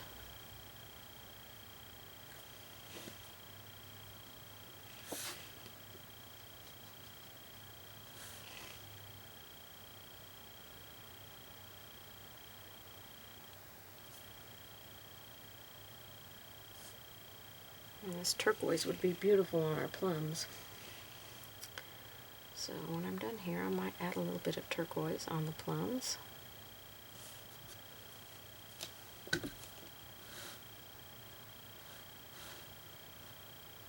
that's pretty good for our first highlight there. Okay, let's brush mix some Snow White in there.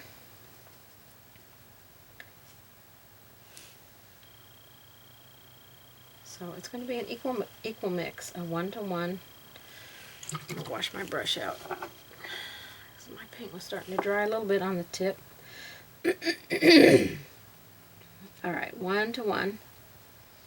Turquoise blue and Snow White. Alright, so our highlight will be smaller yet.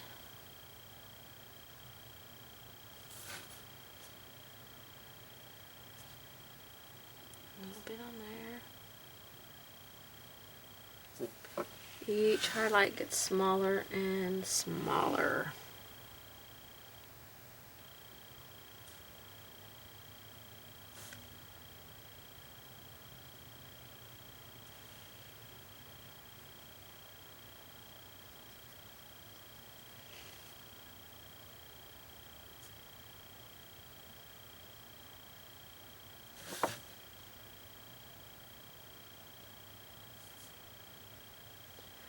A little bit on this one. Just a touch on that one, because that one's not sticking out very far, so it doesn't need a lot of attention. This one doesn't look like I put any turquoise on it.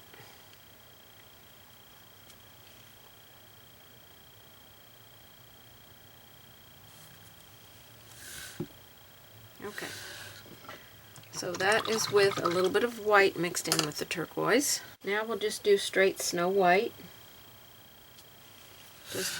Well, before we do that, let's glaze our berries with some navy blue.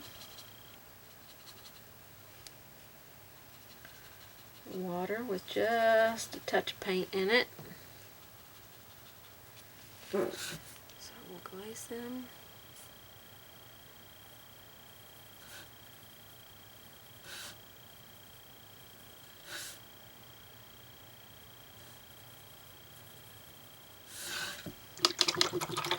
Okay, now we'll put our final highlight of white on here. Let's get them dry.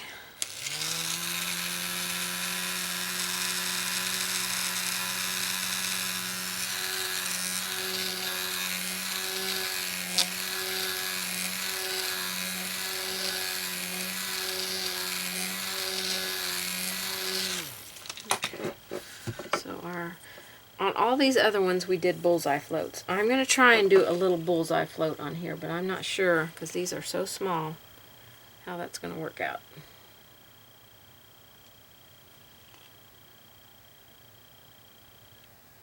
Because I kind of like all the floats to match.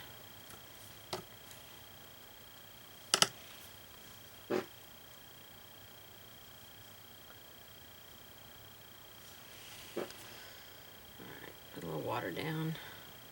A little paint.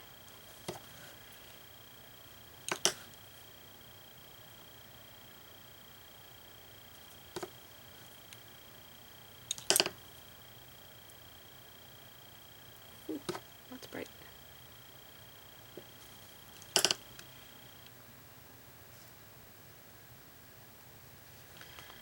Okay, a bit of water.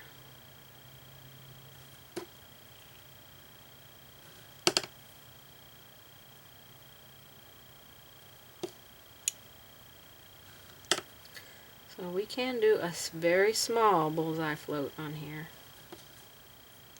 which is good because I really want all of our floats to match.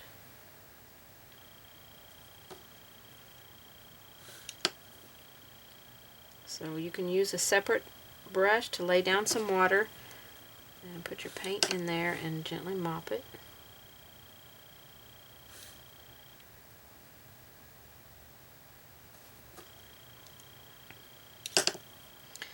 And then this one get a little bit up here. This one needs to be a little darker. So you can go back and kind of tweak them. Apply a second little float in there if you need to. A little tapping of white, because mine are so small. I've still got a little water in there. Oops.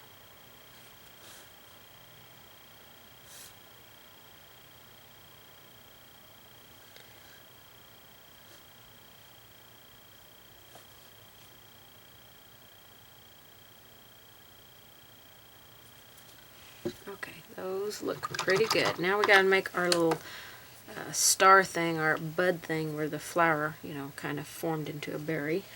Okay, so I'm going to draw these on here. I'm going to try and stay as close to my original pattern as possible. This one back here doesn't have one. This one's going to have one right here. I'm just kind of putting a little star shape in there. Excuse me. But, you know, it doesn't have to be an exact star shape.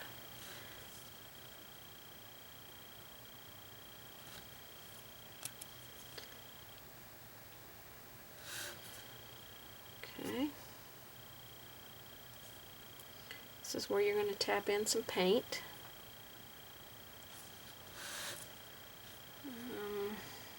I might put one on this one. And one here. And this one's just turned on the side over here. Okay. So now to put those in, we're going to take a small brush. We're going to take that navy blue and black mix. So we'll mix up a dark blue. And you're just going to kind of tap that in there. A little star shape.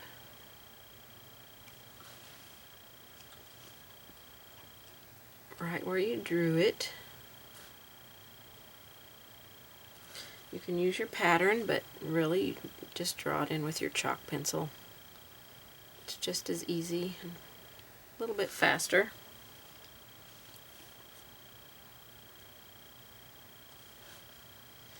And I think we might come back and brighten up our highlights on a few of them.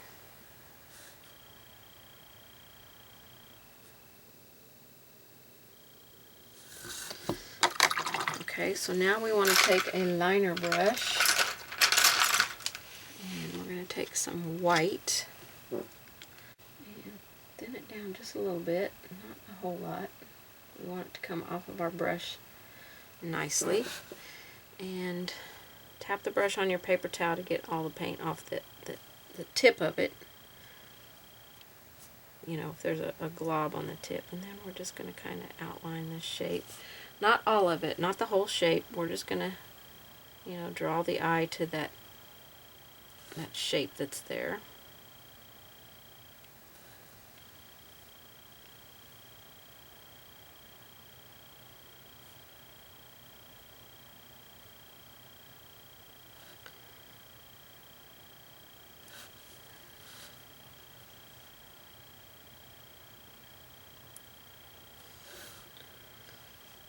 More paint here.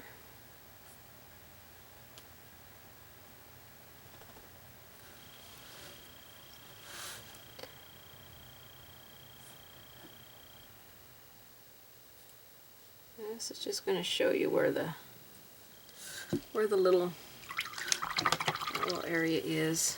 And I think since I have this brush, I'll just tap a little Snow White on here just to brighten the highlight.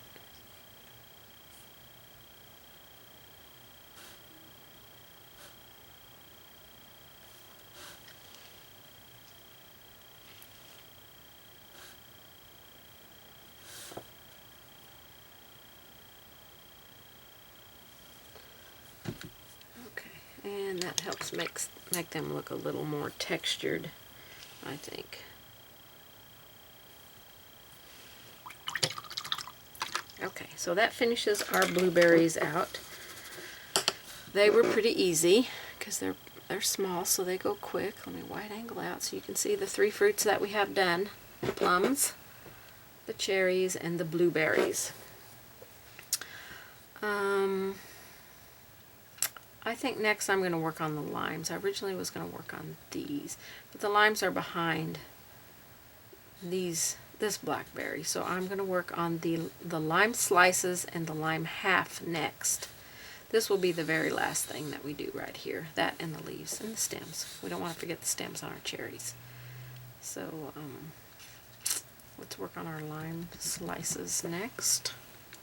Alright, so I tweaked my plums just a little bit by adding a white highlight along this edge and this edge. And then on the cherries, I did just a little bit of a highlight on the brightest very edge of the cherries instead of just having it right here where the bullseye highlight is. So we're going to move on to our lime slices now. Let me zoom you in here. I'll try and keep this on camera. Okay, we're going to take our liner brush and we're going to thin some light buttermilk down with clean water. You always want to use clean water with your light colors of paint, because then you'll tint them.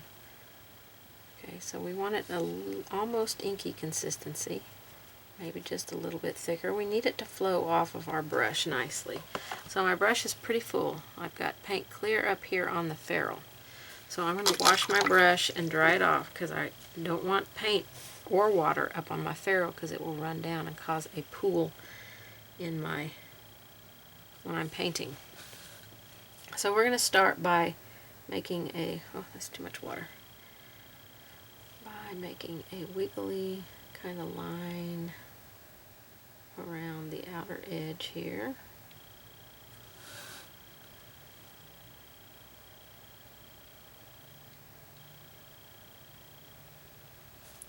And we'll do it next to the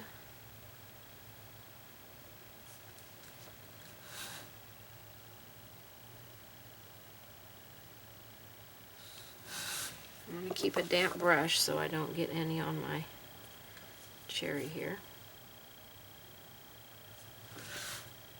And then we'll do this one over here.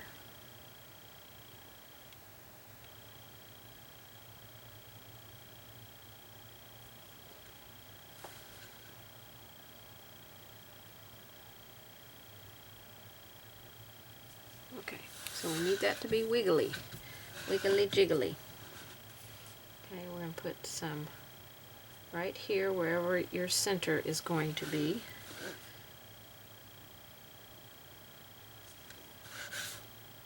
Okay, a little dot. Okay, then we're going to pull a line out from the dot. This is going to create our sections.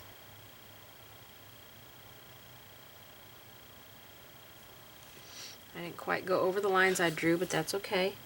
Right here we need it to be a little bit thicker. I'm going to have to darken those lines. I had too much water in my brush. So here we go with these.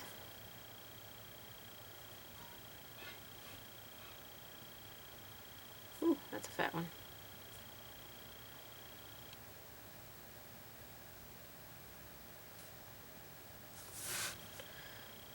Okay, peak of one over here, not much.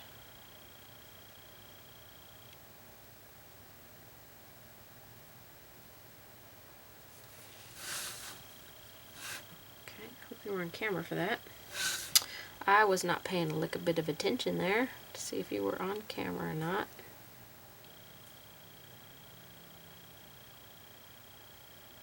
Okay, I didn't follow my guidelines there at all. So we want to kind of fatten this up down here where they meet the edge. We're using light buttermilk. And then on the round one as well, or the half one. where you can see the edge is where you're going to want to put some, so we can't see those other ones. Okay, got away from this project for a little bit, went and washed my motorcycle, so it is ready to go. Ready. Yesterday was the first day of spring, and today we're like 80 degrees. Tomorrow will probably be 60.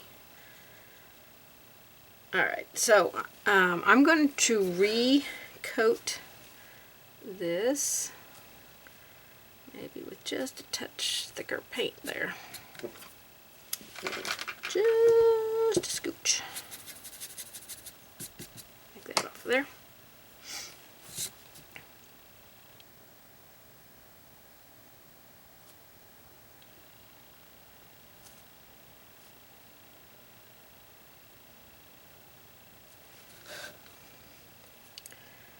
So just going over the same lines that we already put on here, just darkening them up.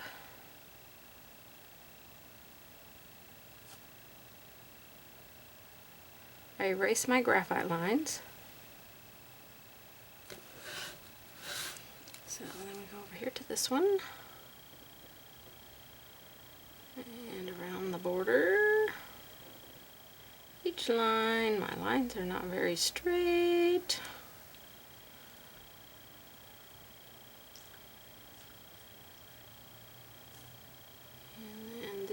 Sections, I'll get this little thing at the end of them. Alright, now we're going to thin down some white paint to inky consistency, and this is where you really need to stay up on the tip of your fine liner. Whatever brush that you are using for your detail, stay up on the tippy toe of it. So I'm going to load my brush here, and we're going to start making some, maybe not quite that bright, squiggly lines in here for like the pulp.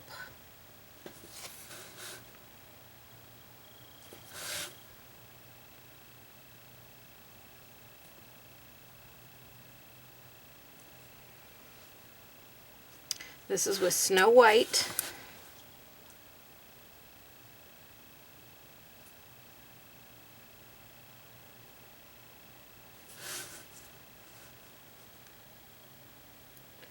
Those are a little bit thick. Touch my brush to my paper towel to remove a little bit of that paint. You want to stay up on the tip of the brush as much as you can.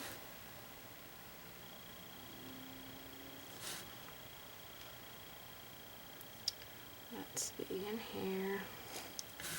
And then this little section right here, you can see a little bit of it. Okay, let's go over here and do this one.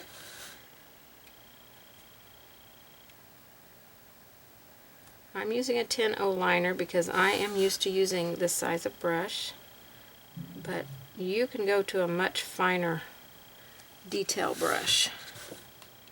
This is the one I will have listed in the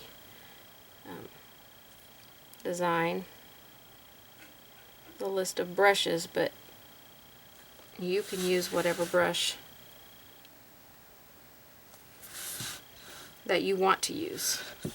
I always encourage you to use your whatever brushes that you prefer to use. Mine is just a guideline, just a suggestion. You can paint with whatever brush you like.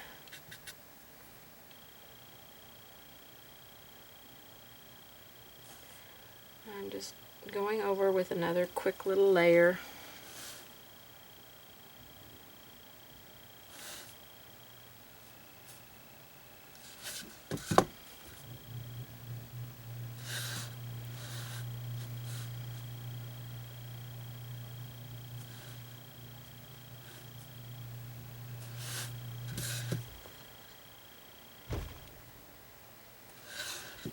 Okay, that's pretty good for a start.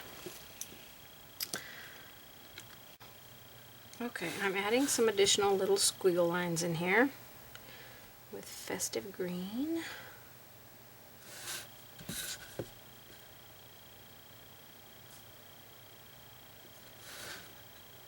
cover over all your little white ones.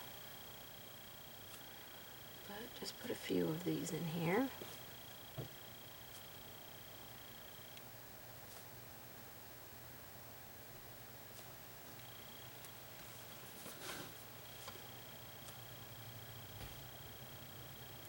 Every little bit of detail helps you make it more realistic.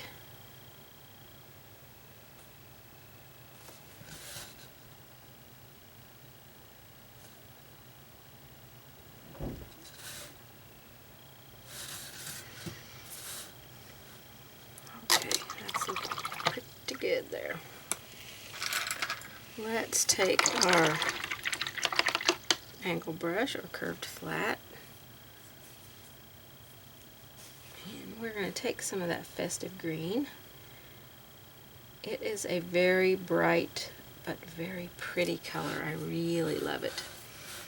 And we're going to put some of this, kind of wiggle it in at the base there of our limes. Of our lime sections, I guess I should say.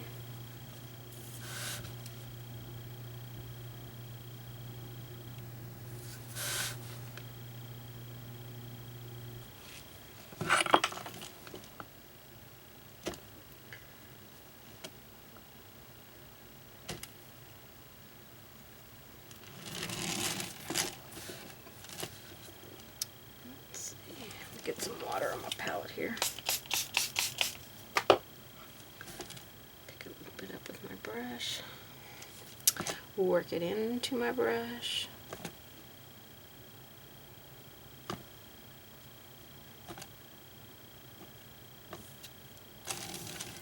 You're just putting it where you can actually see the end of a section. So I'm not going to put it there because we're going to shade with a different color.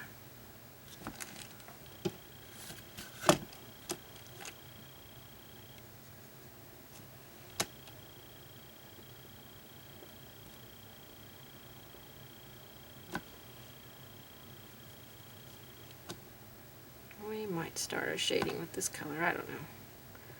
Haven't really decided yet.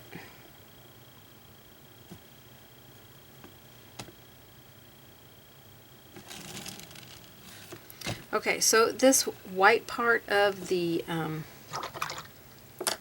lime here, I really want to not make it quite so bright. So I'm going to take a little bit of that.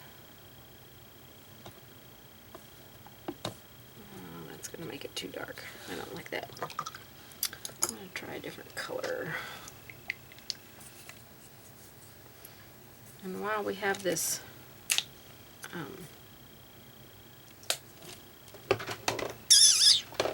festive green, I couldn't remember what color green I was using. We'll do something else with it real quick.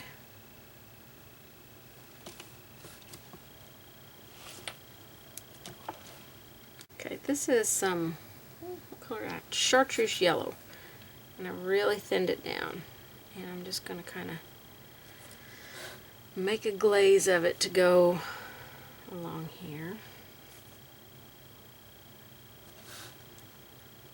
But I'm not going to take down the white so much coming along there. So that's just going to take that down just a tiny bit. Let's go back to our festive green.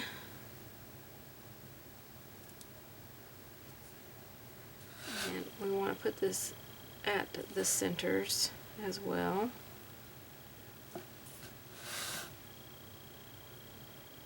Where it comes to the center.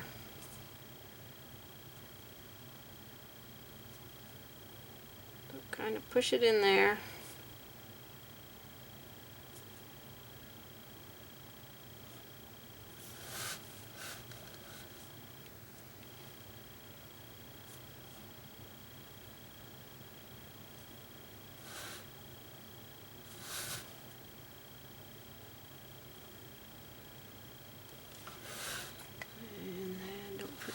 this one over here.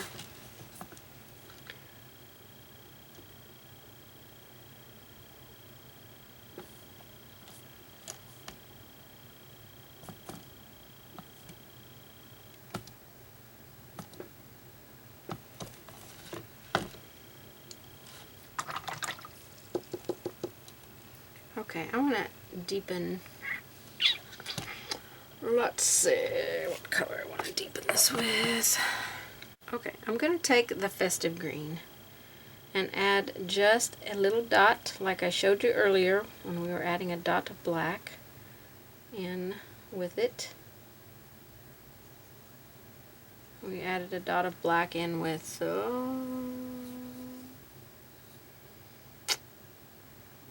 blue, I think. Can't remember what I added it in with now. I'm going to shade around these and get some separation here. I'll have to make that just a little bit bigger. This one I'll shade here because that big lime is in front of it there.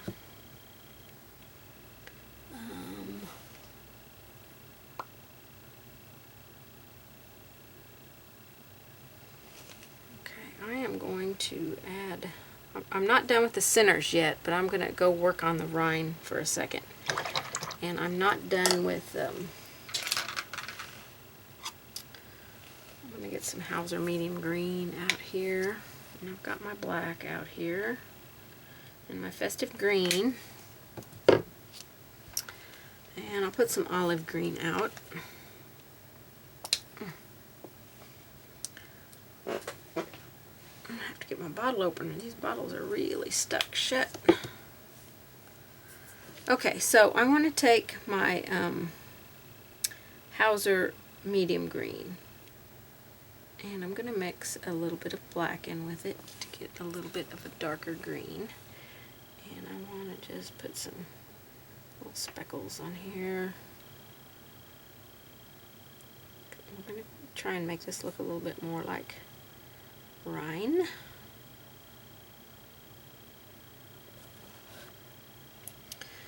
I'll do it on this one.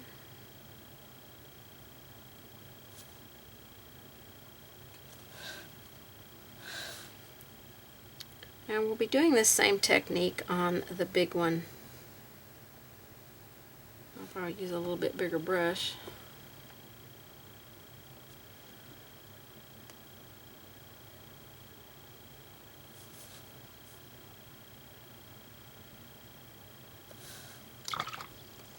I'm going to take just the Hauser medium green and kind of jiggle that into the white.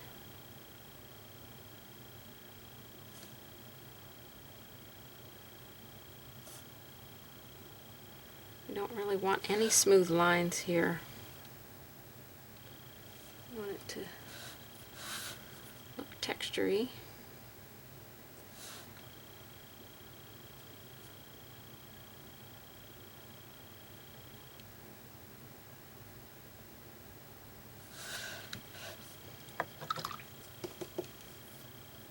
Okay, I'm going to take some olive green and dot some of that on here.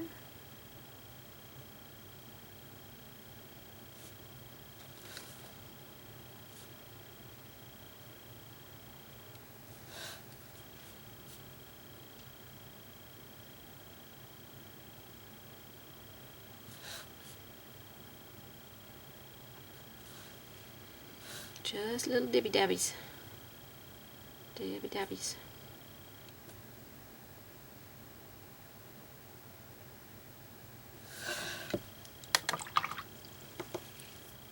Okay, then a little bit of festive green. Not too much of this.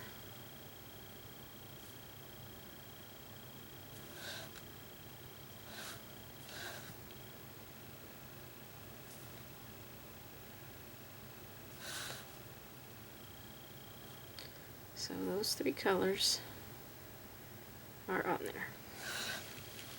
Okay, I know that you're thinking, oh my goodness, what in the world? Remember, we add layers, and layers gets our depth and gets our more realism. So stay with me, just hang in there. Okay, let's repeat our festive green down here.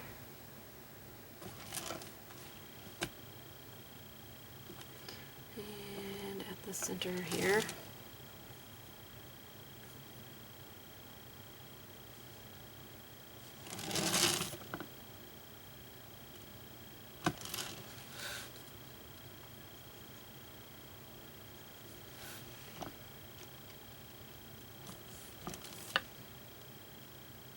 I want it to come up just a little bit more into that line.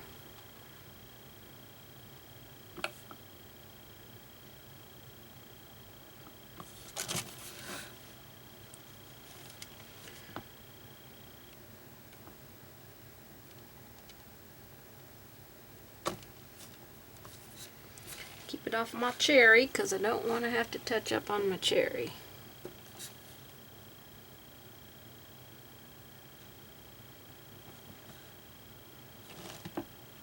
Oh, no, no, no, no, no. No, no, no, no, no, no, no. Bright green, very hard to get off the background. And this is a bright green, let me tell you. I love it though.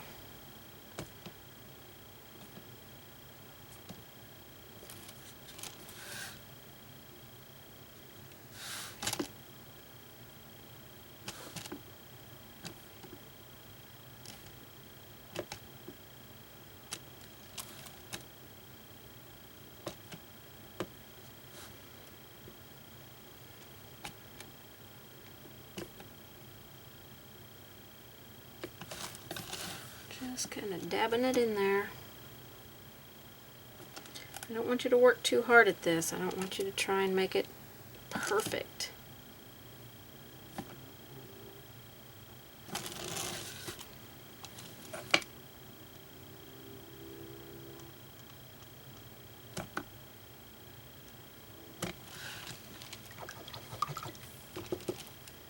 Okay. Let's mix our festive green with our chartreuse yellow. And we'll make a little glaze of it.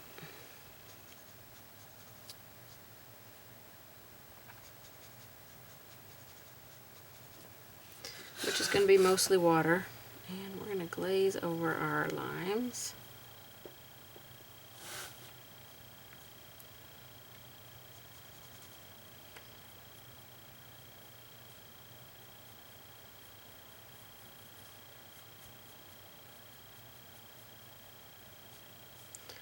Whole thing. We'll go over the peelings too. Or peel.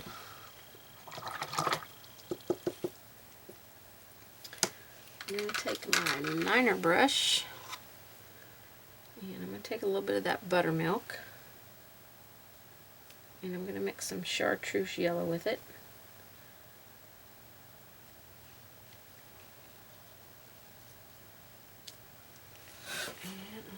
Pull some of this from the center.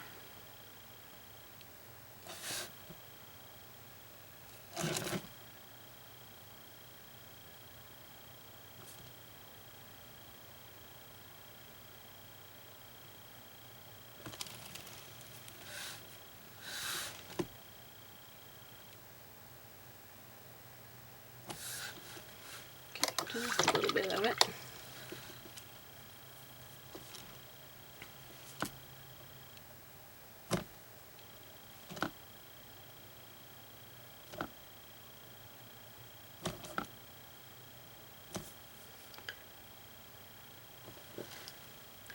Alright, now I'm going to take some of that Hauser medium green and I'm going to mix it with some festive green. So I just want you to play around with your greens and have fun with them. We need to dab some of this around the center.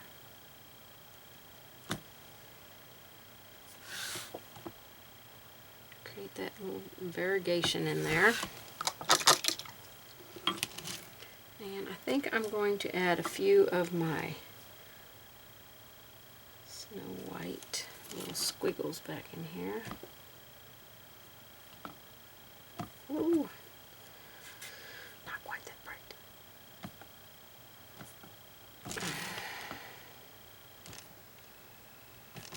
Then I think we're going to glaze over our centers here.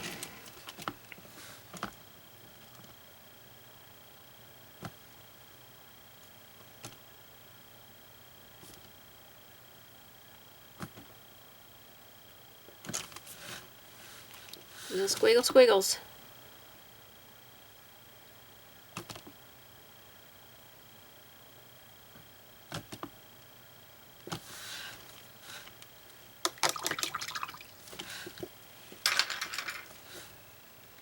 Okay, this one I just put a wash of festive green on it, and it really brightened it up. I like that. So I'm going to put a wash of festive green on these.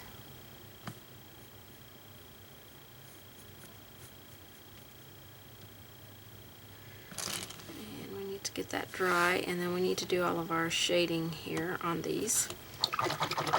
So let's work on our shading on our rind. Okay, let's start with some, what do I have? Hauser dark green here. And we still need to shade around the lime on the centers there. But we're going to start working on the rind. We want to go next to, where it's next to something.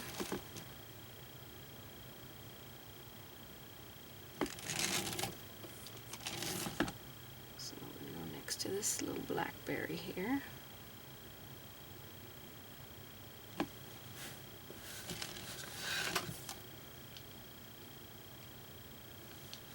And this one here will go here.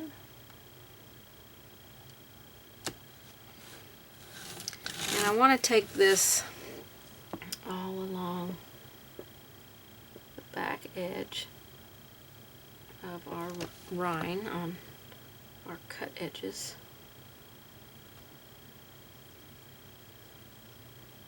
All the way around it. I was letting this one dry here a little bit.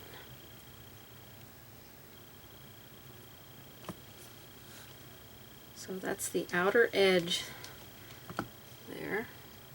I'll put a little bit along here. Darken up that edge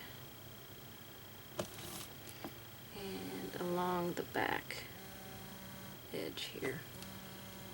Okay, I need, even though I washed over that, I really like the wash over it. I really need to brighten these up just a little bit.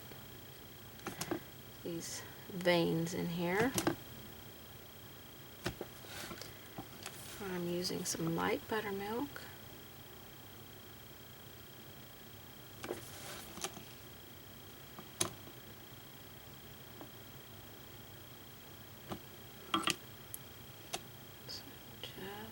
Bit on there.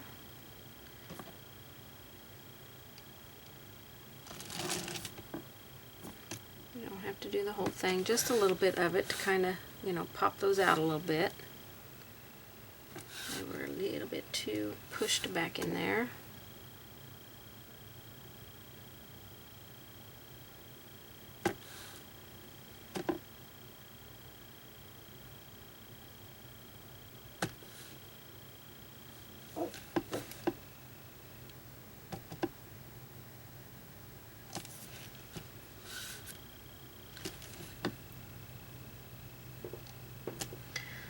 Okay, I need some water in my brush because my paint is not flowing.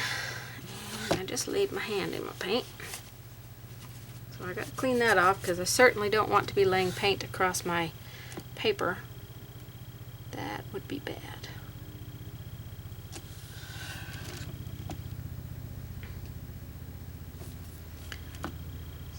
Do a little bit more on this one.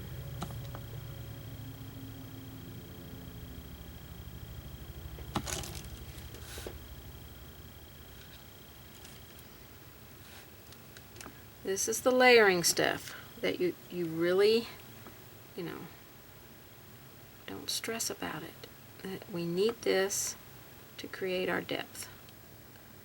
We just can't get it without it. So I'm just lightening this up a little bit.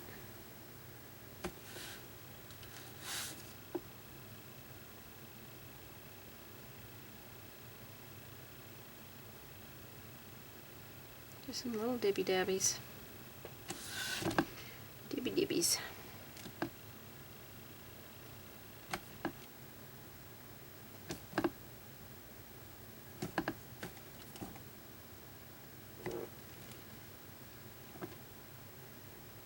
This is all important stuff, so don't skimp on it.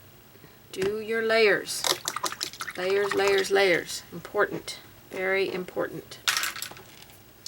Alright, I'm going to take my Hauser dark green and put out a tiny touch of black. So again, we'll mix that Hauser dark green with just a little dot of black. A little dot goes a long ways. So darken up the edges here.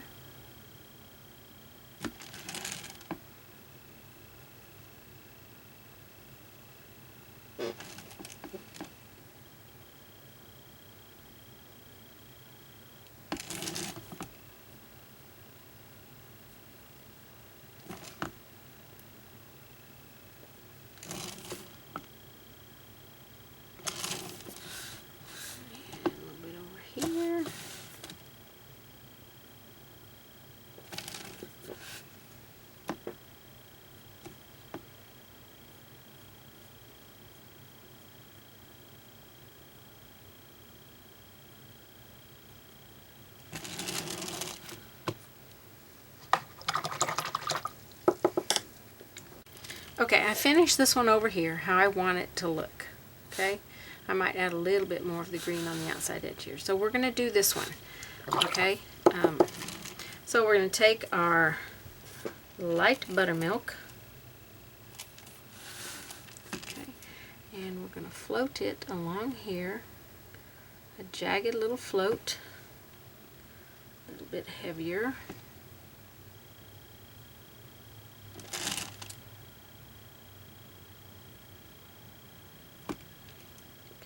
Go around the big one.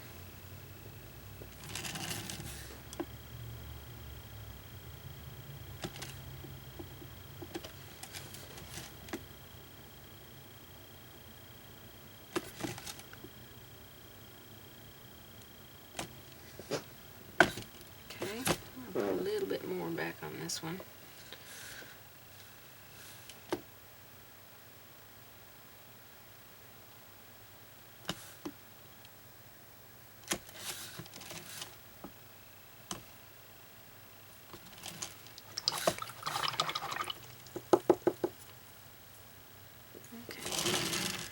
This one needs to be just a scooch darker.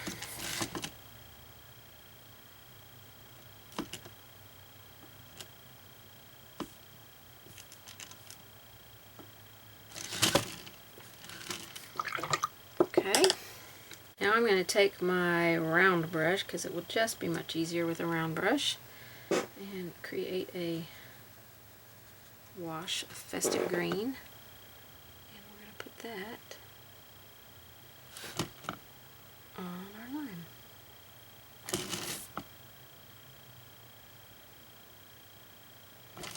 So you see how we built the layers for that? On this one. So we created a glaze by using mostly water and just a little bit of this festive green.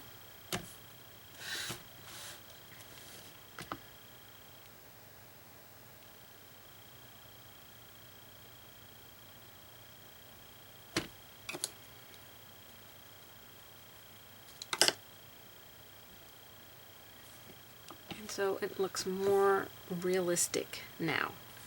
as before it was not looking very realistic. And we need to shade around our lines here, so we're going to take our Hauser dark green.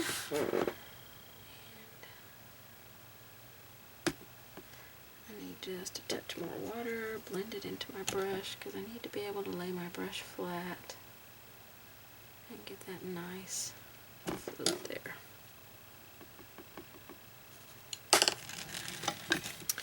And we'll come around the top of this one. And we'll go around our cherry here. A little bit of a shadow there. Need a little bit more paint.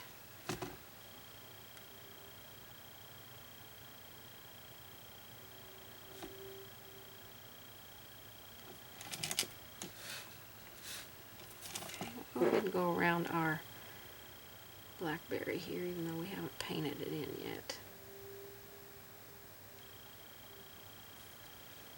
Okay, this is just Hauser dark green. And then over here, we only need to go right here next to this big lime.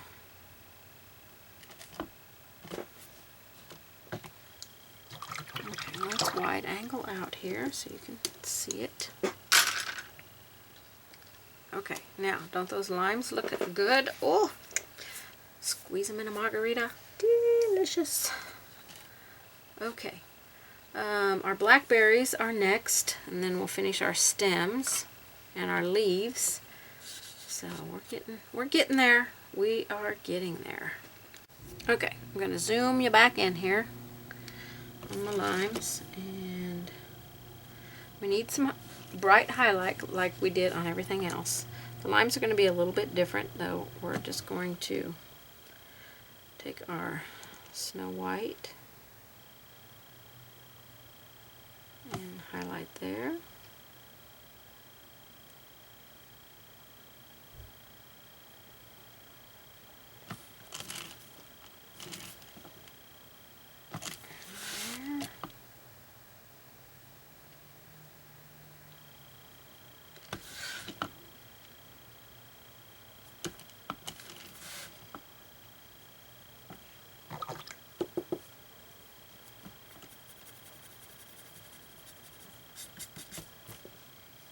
Just want a tiny bit on that edge.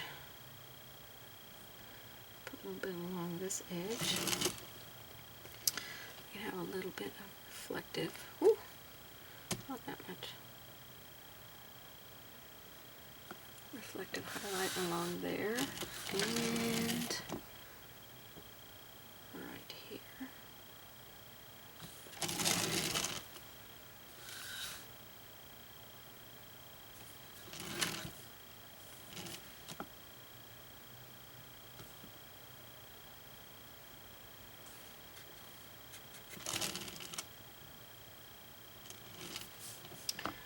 Right there is going to be the bright.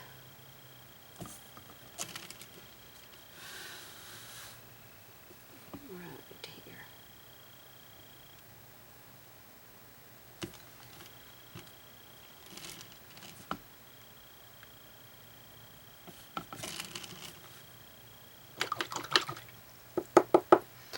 Okay. That's looking pretty good. I still might wash over that white. We'll keep our highlight there, but it won't be so stark. Maybe just a touch in there.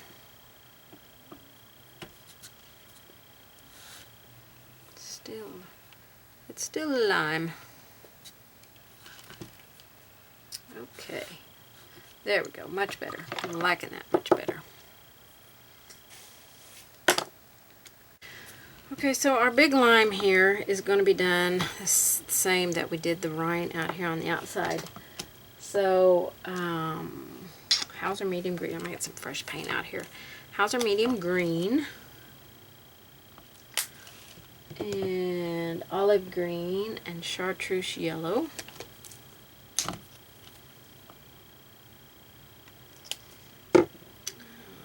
Chartreuse yellow.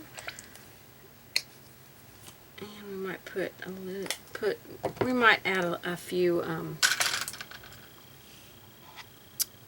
Hauser dark green ones in here too.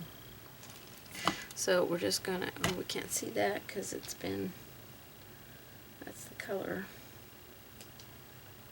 that we painted it. I don't know why I could see it on my other, probably because I added some darker color to it. So I'm gonna add a little bit. I'm just gonna brush mix a little bit of Hauser medium green with some Hauser dark green, create some stuff in here.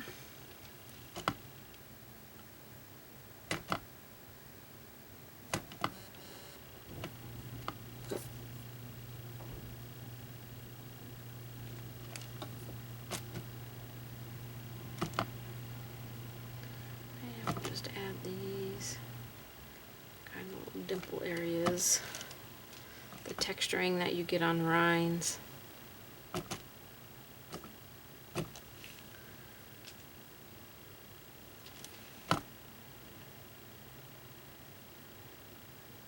Just little dabby dots.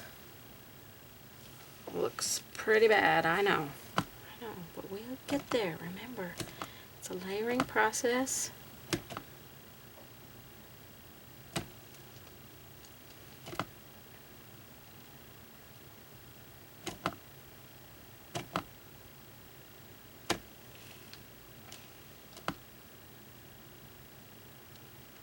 Don't stress out about it. This is the ugly stage. It's the relaxing stage because you don't have to think about it. Just slap some paint on there.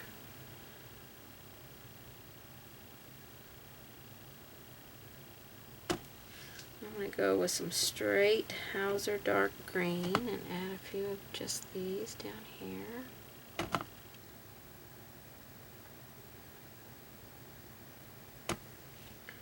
I am barely letting the brush touch the piece, so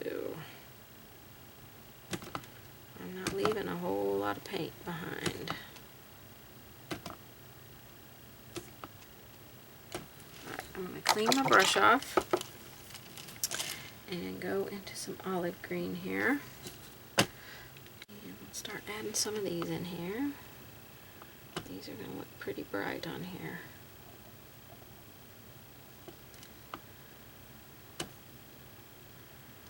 Keep these a little bit more towards the top. Just little dibby dabbies.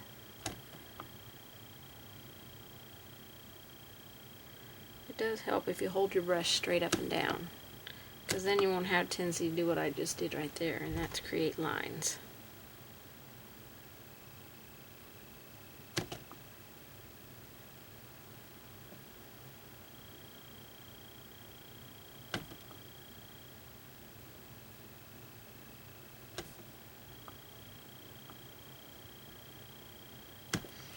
Okay, I'm going to wipe the paint off my brush and go into some chartreuse yellow.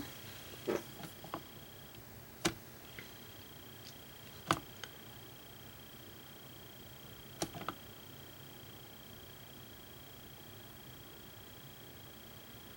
I might keep this more on this right side and center.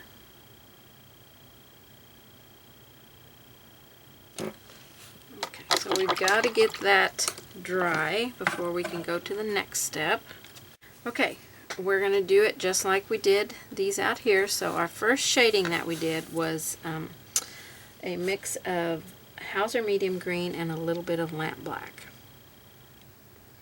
So we're going to keep this along the bottom.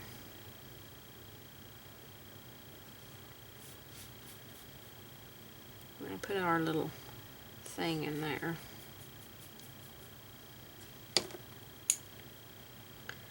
We're going to get that completely dry. I'm going to bring it up this side a little bit. I'm going to go ahead and put some burnt umber out on my palette here.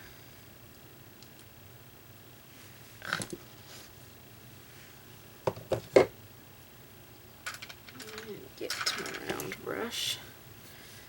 And we're going to tap a little bit of this in right here.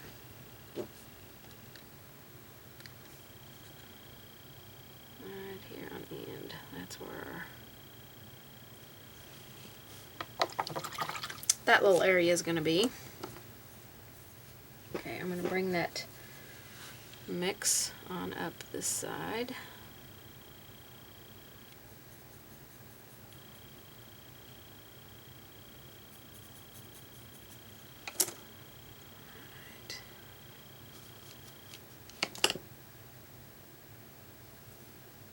Okay, we'll finish up our stem here in a minute, our stem area. We're going to put some olive green along the top.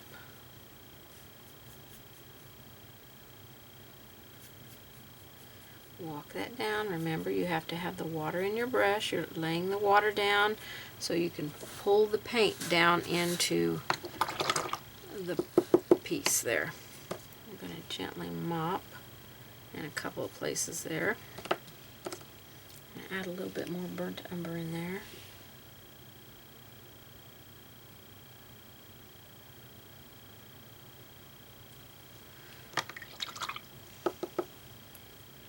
Okay, let me get some fresh light buttermilk out.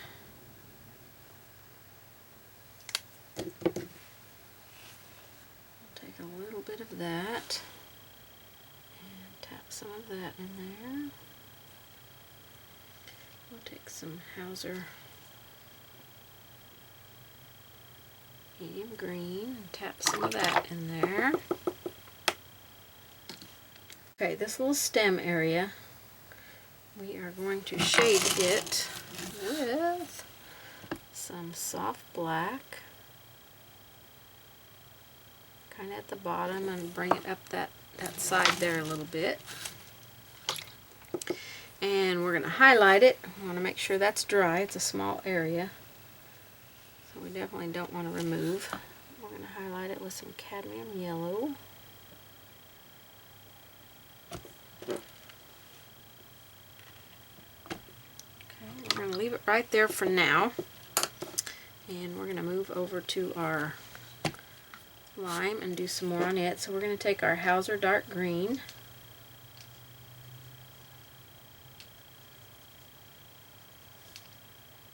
and we are going to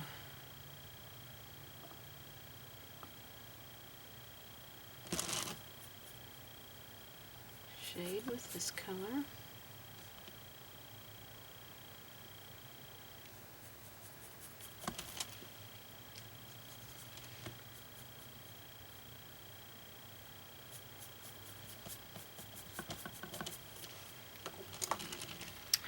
Mop that because that's a pretty sloppy little float there. Kind of smooth that out. Okay, put my block in here so my thing won't move here. I'm going to take a little bit of Hauser medium green and go around this outer edge. Just a little bit. I want that to look like it's attached. Pick up a little bit of Hauser dark green. Put that in there.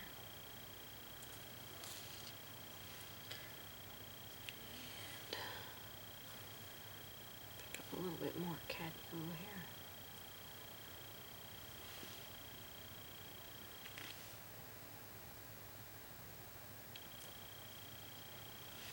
I picked up a little bit more burnt umber,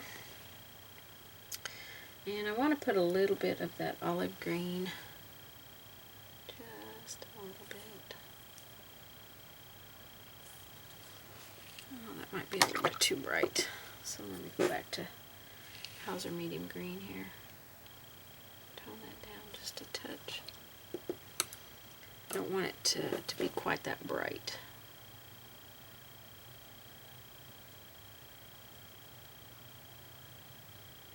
Alright, soft black.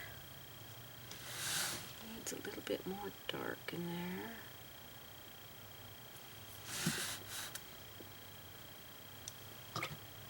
And a tiny bit more cad yellow. So you can just play around with it with those colors. And create that little stem in there.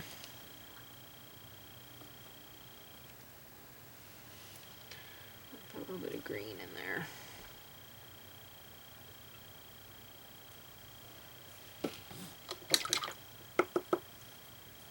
Okay, I think that's looking pretty good.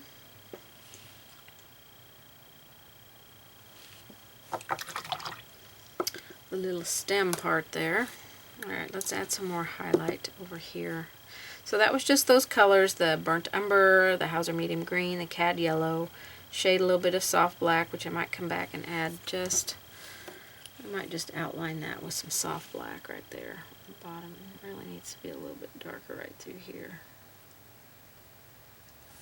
Just kind of tap that in there. So let's go to the top. Let's see, we highlighted with olive green, so let's go with some chartreuse yellow.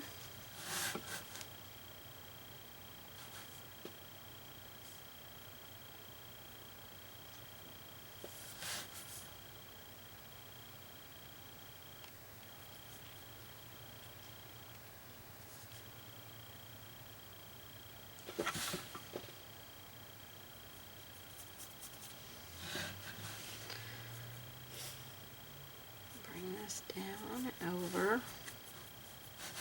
Oops, I don't have you on camera there. I'm going to mop that sloppy stuff.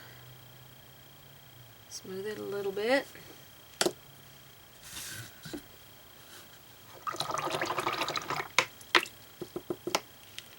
Okay, we're going to take our Hauser dark green and mix just a little bit of lamp black in it. Makes almost a black green here. Wide angle out just a little bit. I keep getting off camera. And we're going to deepen down here. Kind of work it up into the lime a little bit.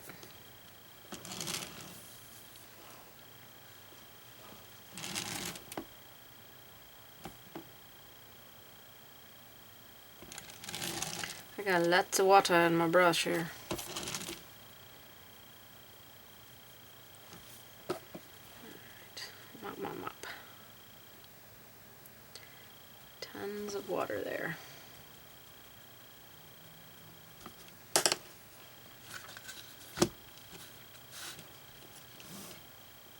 Okay, it's time to brighten up our lime. Whoop. Got some brown paint on my brush here. We're going to use Festive Green.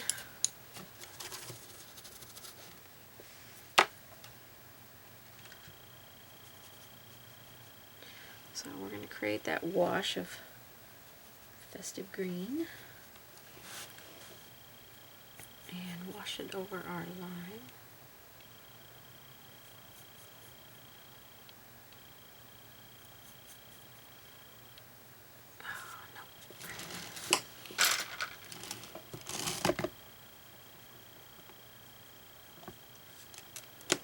Do not want it out there on my paper.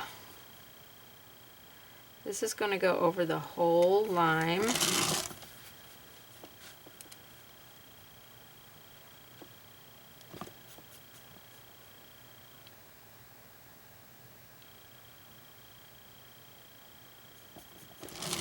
Keep it off your background and off of your other fruit.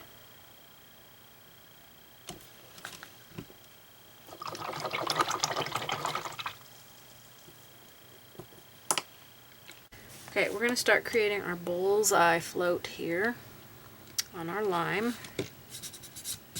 I added a couple more layers of the Festive Green wash and then one more little float with just a little bit more lamp black in the mix down here. More on this whole side here. So we're going to take our chartreuse yellow, 2 chartreuse yellow and 1, oh, I need need Snow White, not light buttermilk, so let me get that out. Wrong color. Now you'll need a bigger brush for this because this is such a big area. So if you need to,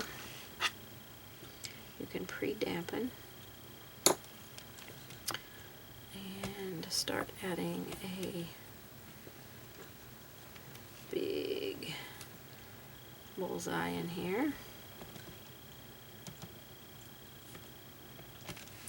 And I'm going to take my mop brush and soften all of that.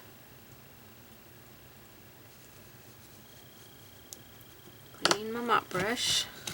You got to get this dry now.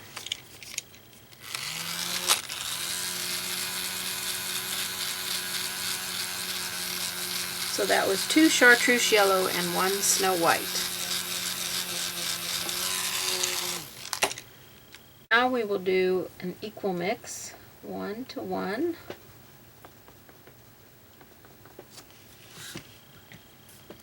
Again, you can pre-dampen if you need to.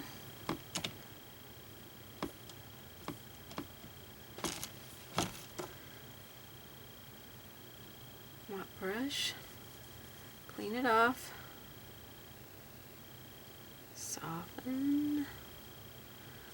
That got a little bit bigger than what I wanted. I'm going to put a little bit of this over here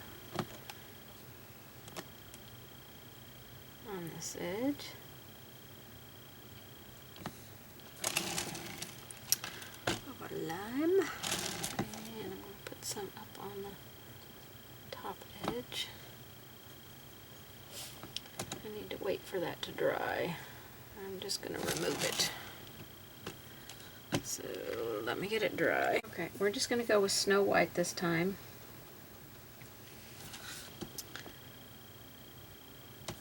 Try and make it a little bit smaller than what I made it just a while ago, because that was a little bit too big.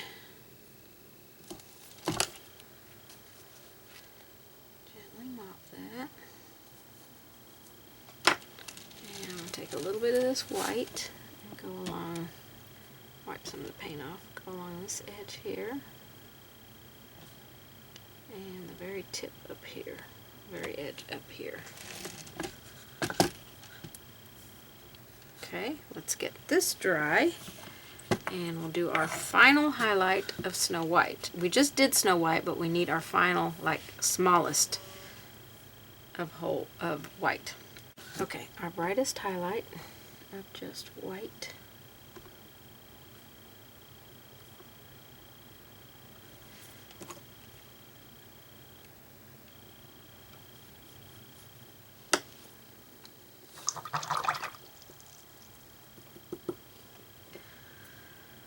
Take my smaller brush here, and a little bit here, a little bit here. Okay, so when we wide angle out, it looks just like a real line to me. Just like it to me. Okay, our lemons are done. I think they look fabulous. This one really looks like a real lemon now. Okay, our last fruit to do is our blackberries. So I'm going to do one and show you how to complete one. Then I'll go off camera and complete the others, because it will just take a long time. And then we'll come back and do our final shading and highlighting on camera. So we're going to take navy blue, dioxazine purple, and lavender. And we're going to mix these. So we're going to mix 2, 1, and 2. So 2 blues, 1 dioxazine purple, and 2 lavenders. Okay, we're going to start with this color. And we're going to go on each one of these little section pieces. So you're going to want to have a small brush to do this. So you're going to put these in here like this. You're just doing it along one side of those. We're going to stay on the right side, the right and upper sides.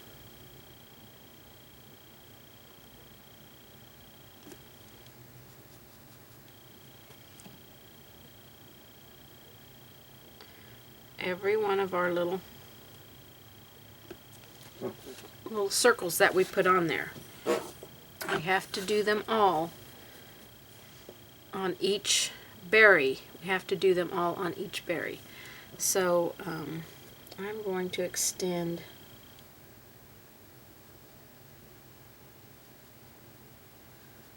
this a little bit of water. This one here needs to go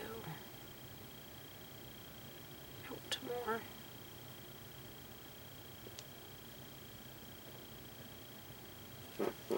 Okay, so that's our first step. Okay, our next color that we're going to mix is going to be Blue Harbor and white. So we'll pick up Blue Harbor and white and mix them together. We're going to start selecting where our bright side of our berries are. We put that first color on the right and tops. So this color needs to be the same. We're going to do less of our little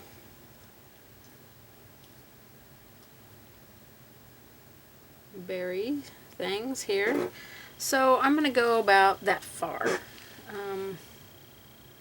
I think that's pretty good for our highlight. Well, I might do a couple more here. Just a little bit. I think that will get us a good amount.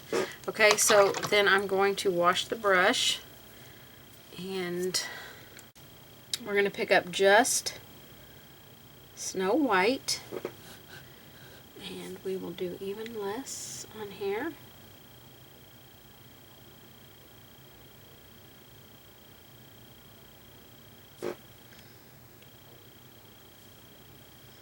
And these berries will go very quickly because they are, you're using such a small amount of paint. So they're going to go super fast. Okay, so that was Snow White. And I'm going to repeat the Snow White. So that took just a second to dry. And I'm going to repeat it on just a few of these. Okay, so that's going to be all of our highlight there.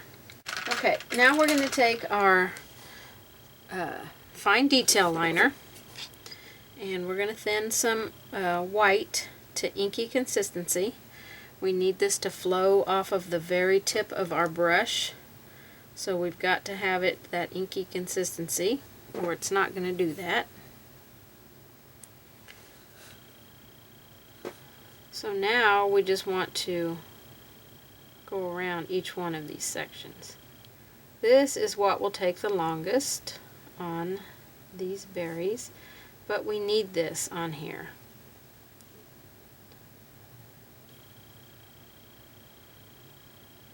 And I'm going to keep it just on the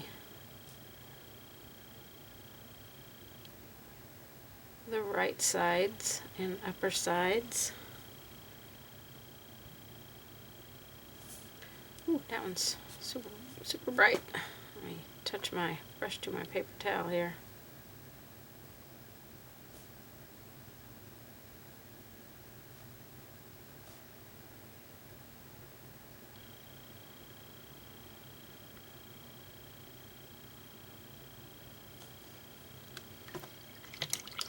Okay, that was just with Snow White.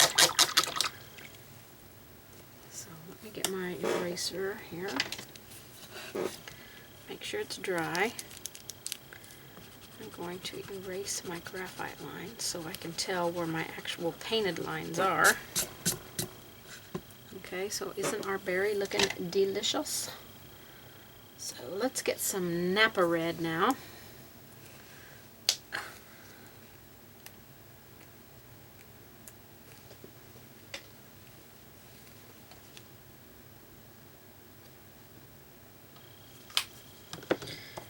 And we're going to take our brush, our angle brush or small curve flat or small flat, whatever you're using. And we're going to put a little bit of this color on a few of our little berry sections.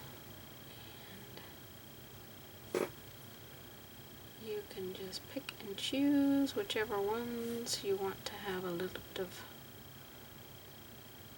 red, wherever you want your berry to have a little bit of red on it.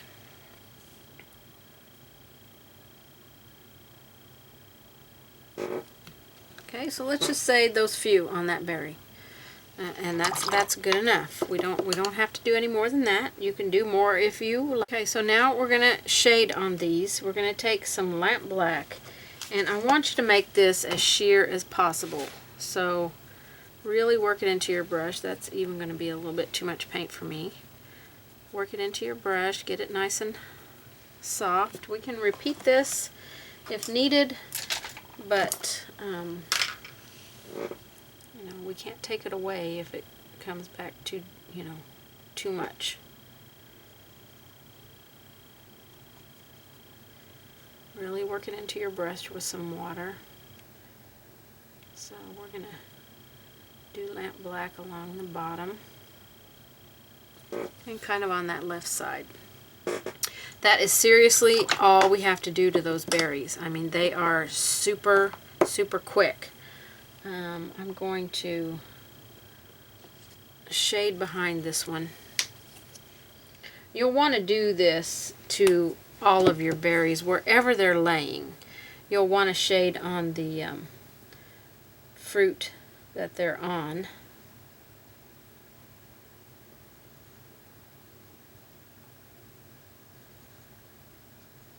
So our shading color that we did up there was soft black with a little bit of red. So I'm just going to go around this berry here and create a little bit of depth there.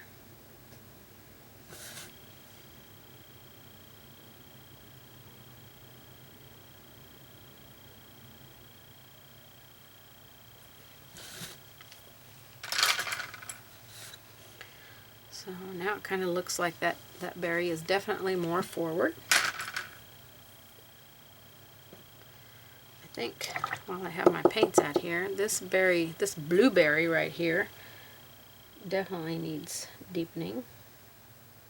So we've already got our shading colors out on our palette with the navy blue and the lamp black.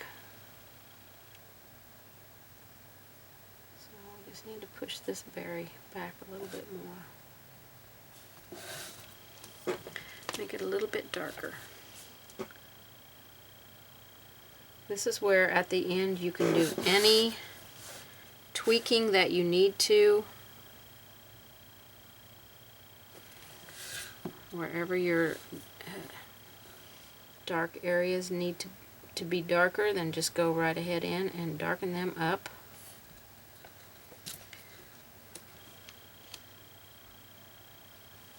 Okay, that's pretty good right there. I like that berry, so I'm going to go finish up the rest of our berries. Blackberries, that is. You know, before I move on to finishing up the berries, I think I want to add a little bit of the turquoise on these berries. So let's just find a few places to tuck some of this in here.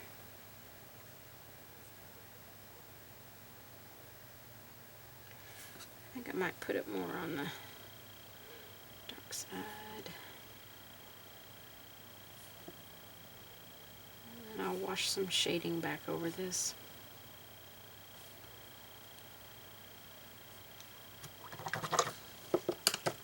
So that was with our lamp black. That was that sheer wash. So I'll just go back over this so I can put some of that turquoise.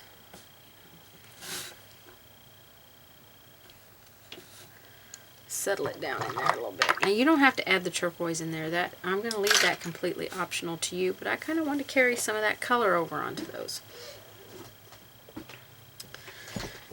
And I may carry a little bit of turquoise blue onto our cherries. I just kind of feel like that color needs to spread out a little bit more. I mean, I might not like it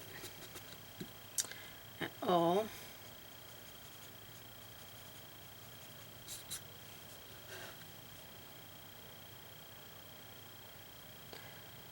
We've still got our stems and leaves to do. So I might put some of this on the dark side of my cherries.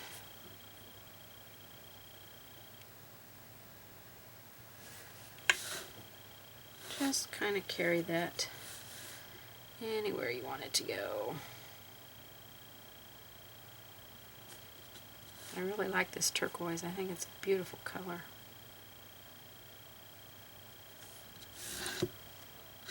So there, we just put a little bit of that on there and let it kind of be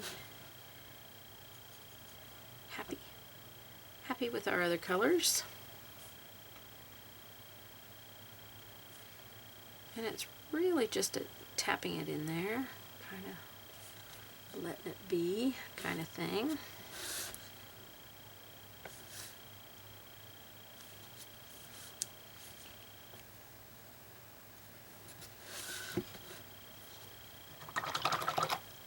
Okay, now I'm going to go finish my other blackberries here.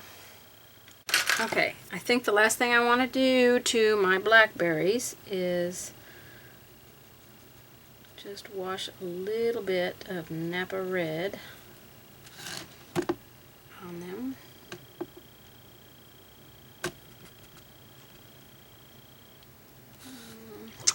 Maybe not Napa Red. Let me think about this, because they are a dark color. So let's go with some dioxazine purple. Let's see how we like that.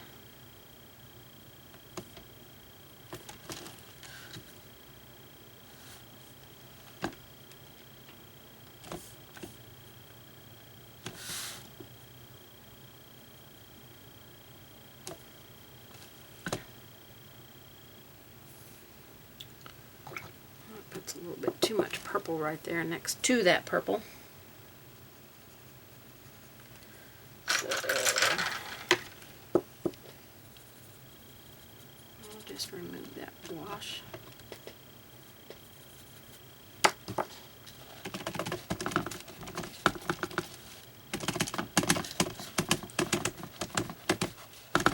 It hasn't cured on there, so you can remove it right off. I mean, it was just a wash. I mean, there was hardly any paint there.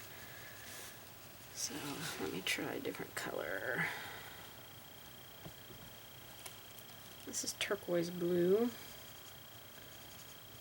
Just a little wash. And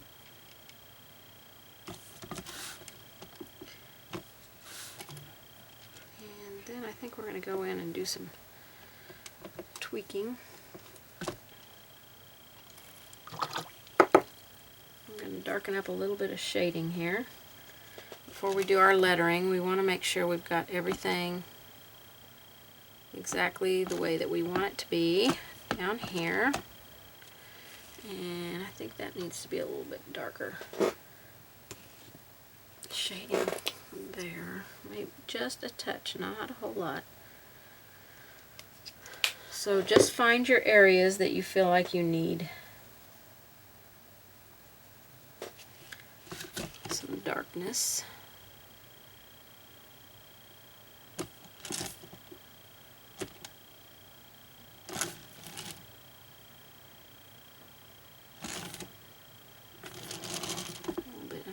Leaf. Oh, we've got our leaves still to do.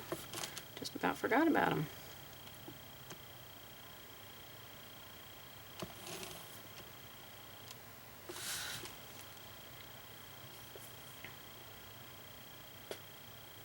Alright, these are looking pretty good here.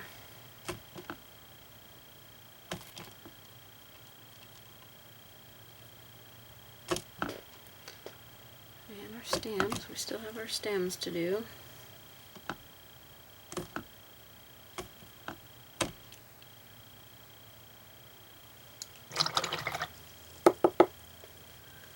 So a little bit of green here, a little bit of black. That's our Hauser dark green.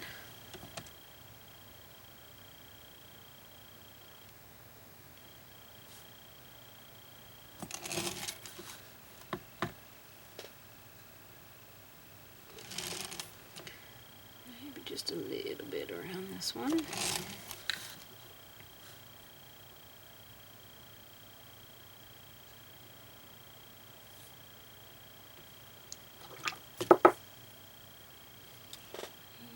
See one more place I want to get a little bit darker, and that's down here.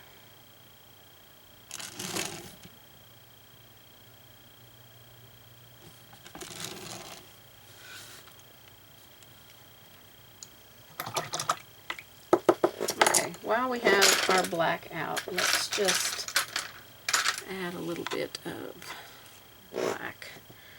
We're going to tuck it in. So all of these places where there's a gap in the background, we are just going to tuck some black in there to close those gaps.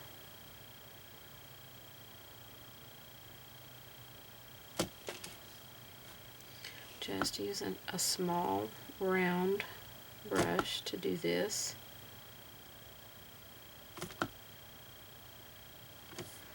This will bring all of this together. I mean, we've still got some shading and stuff that we're going to do down here, but we want to make sure that our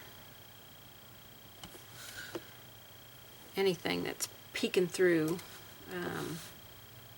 gets covered up, because it will be very distracting.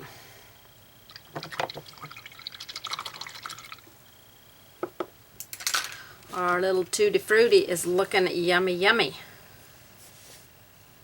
Alright, we are going to work on our stems next. So stems for the cherries are going to be mostly green, and the stem we have here for this one plum, which I might put another stem here with another leaf coming off right here.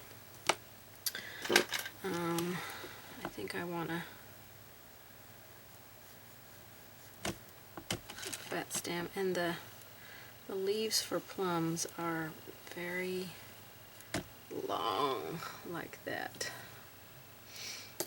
I'm not sure I like that one sticking out like that. I'm going to work on the cherry stems first. I went ahead and added a couple of small leaves here. So I'm going to work on these two cherry stems, and then I'll go over and do these. They'll be done the same way as this one, but so we're going to start by pulling from the cherry with some Hauser medium green, and we're just going to pull right up this stem.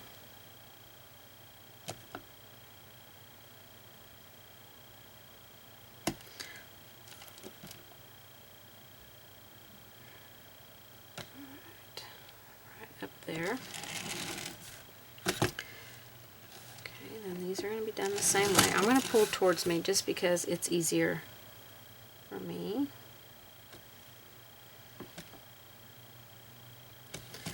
The end of the cherry stem is not green, but I'm just going to go ahead and put that in there.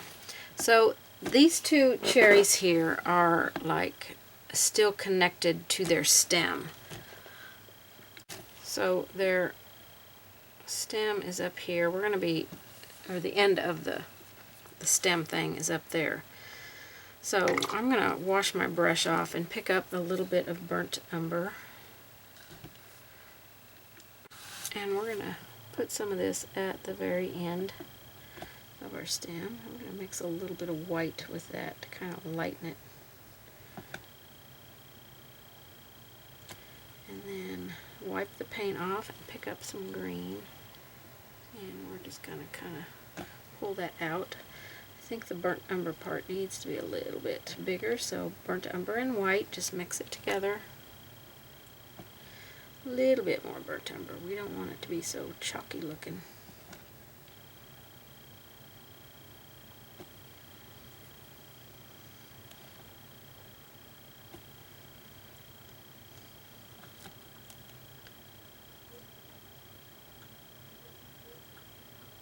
That green to blend up in there a little bit. And then at the bottom, we'll pick up a little bit of Hauser dark green, just kind of pull that up in there. We'll do that over here. We're going to shade these bottoms here.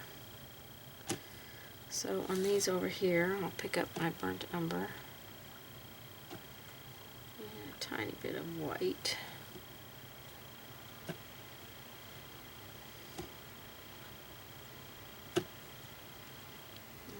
Bit of green, and we'll just kind of pull some of that green into that brown there.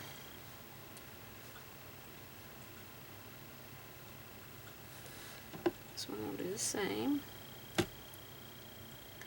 It's a little tiny bit lighter on the very tip. It's a little darker there, and then the green is kind of pulled into just a little bit. Okay, I do want to add a little highlight down these stems. So, I think we will highlight with a little bit of olive green.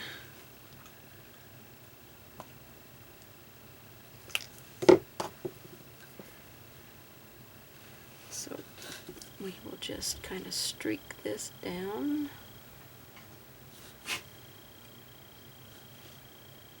Stems.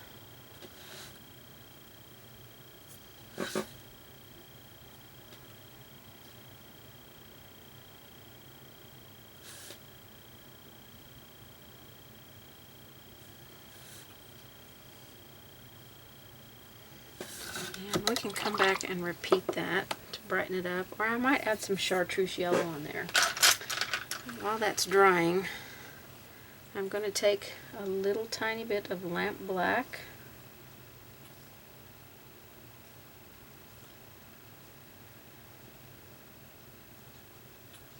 just on the tip of my brush, and we're going to kind of set that stem down in there.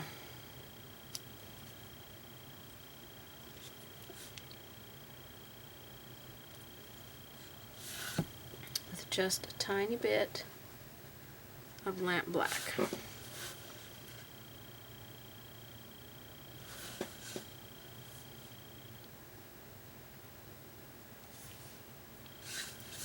Okay. Oh, forgot this stem. Let me draw that one in so you can see where it's going. Pencil here. Okay, so let me look at my pattern. This stem is coming out and it's over here. Not that way.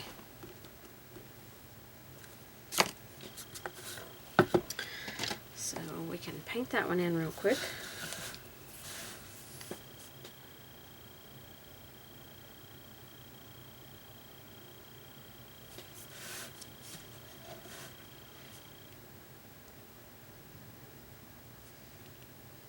I'll pick up my burnt umber here.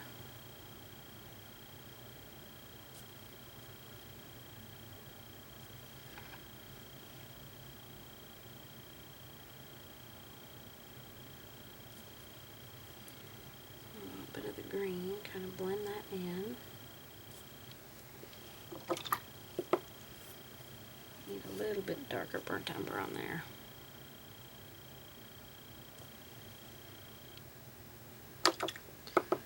Alright, let's go with a little bit of white highlight on these. So just a tiny bit on the tips. Too much water in my brush.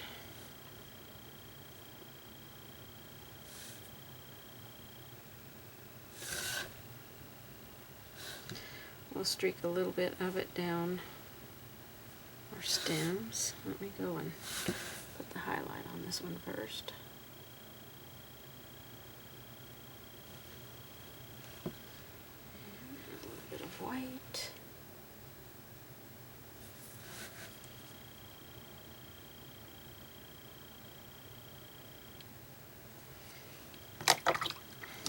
me shade that one.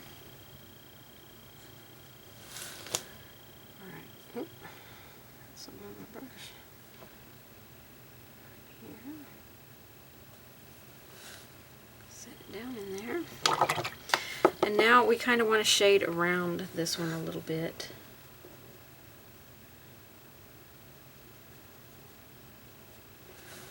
So kind of create a little bit of a, too close.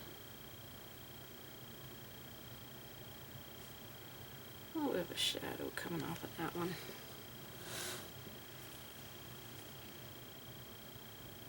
That's just with lamp black.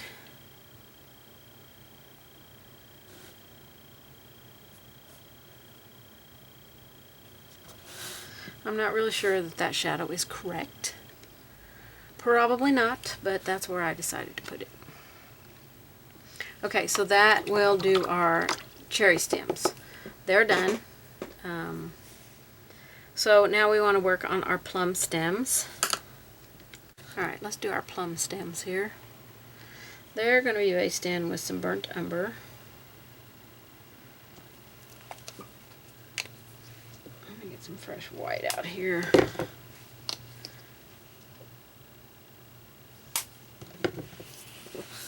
So they're kind of a fatter stem. So you can kind of make them kind of fat.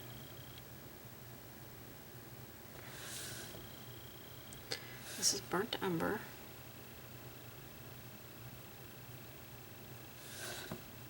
Okay, then we got this one here.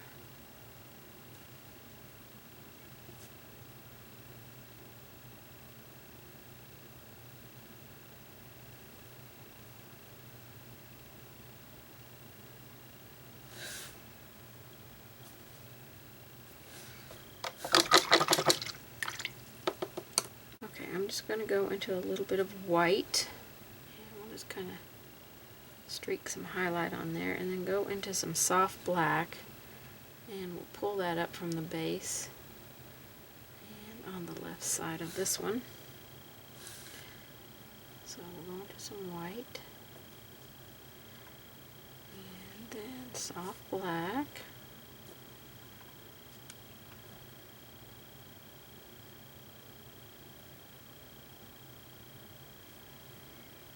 Okay, that's all there is to the stems on those guys. Now we're ready for the leaves. Oh great, I didn't even have the camera going for that. So, I have no idea what I recorded even before this. We shaded on the shaded side of our leaves with Hauser Dark Green, and then repeated it with Hauser Dark Green and Lamp Black. I thought I was recording, but I wasn't. This is not the first time this has happened to me. So you're going to want to keep your shading on the side that is the dark side. So these leaves, well, it will all be on the left and bottom. The same with these, on the left and bottom, because our light source is coming from here. This one, we're getting some reflective light off of this one. It's getting some light right here, so it's going to be at the bottom and at the back of the base here. Alright, let's see if I can record this part here. It's been a long day for me. Okay, what am I using? Olive green. We're going to highlight with olive green.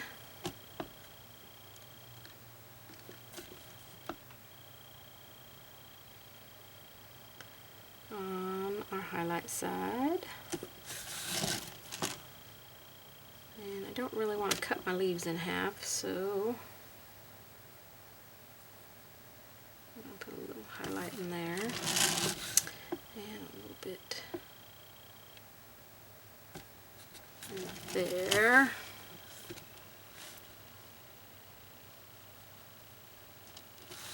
And then this one.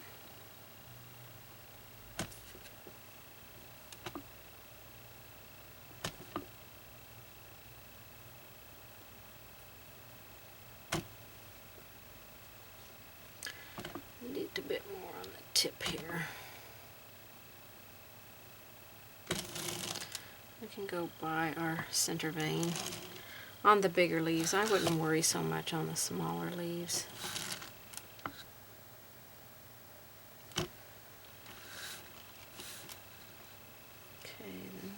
last leaf over here.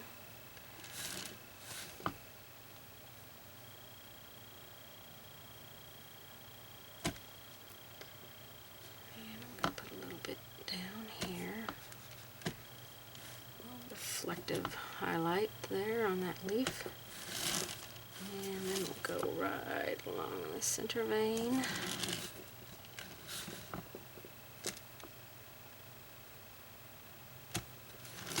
And you can go back over a little bit with some more, with a second coat of your olive green.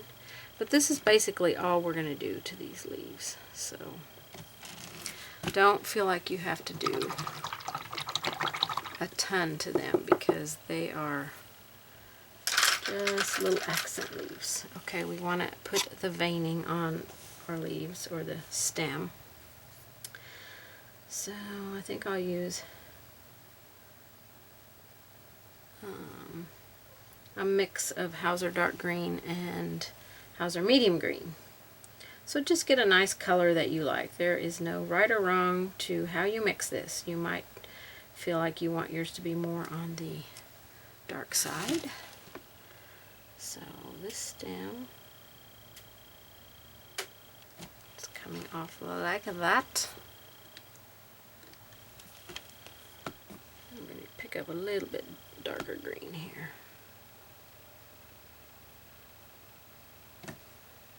Okay, and then this one is just coming straight off. Try and keep them pretty skinny. We don't want our stems to be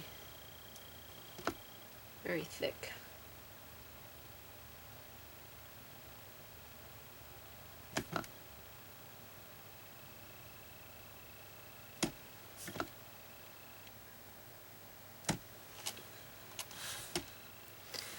I'm using mostly Hauser dark green here. I've got just a tiny little bit of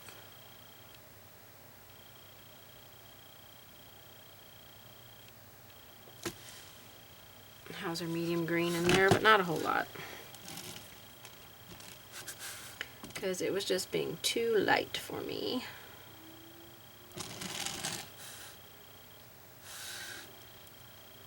Okay, I'll wide angle you out here so we can see the whole thing here.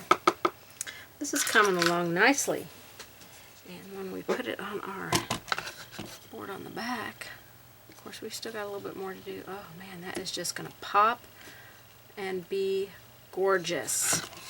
It's going to be gorgeous. Okay, let's zoom back in here a little bit. Okay, we need to, I want to go ahead and set this on something. So I think I'm going to use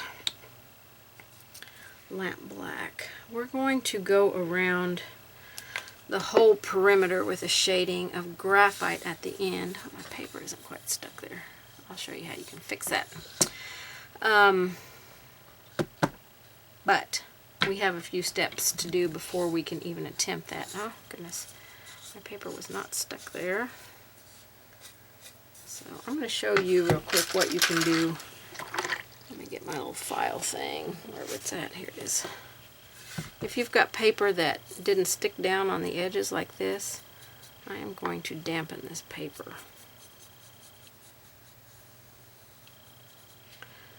Get it good and damp.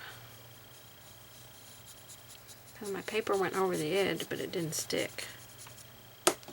So while it's wet, you can just file the damp paper right off. And then I will quit messing it up. Downward strokes. You can come at a little bit of an angle, but I wouldn't go very much because you might end up tearing it off. So just kind of keep sanding that. Be gentle with your sanding. Don't be aggressive with it, because you don't want to remove your paint as well. You just want to remove a little bit of that paper.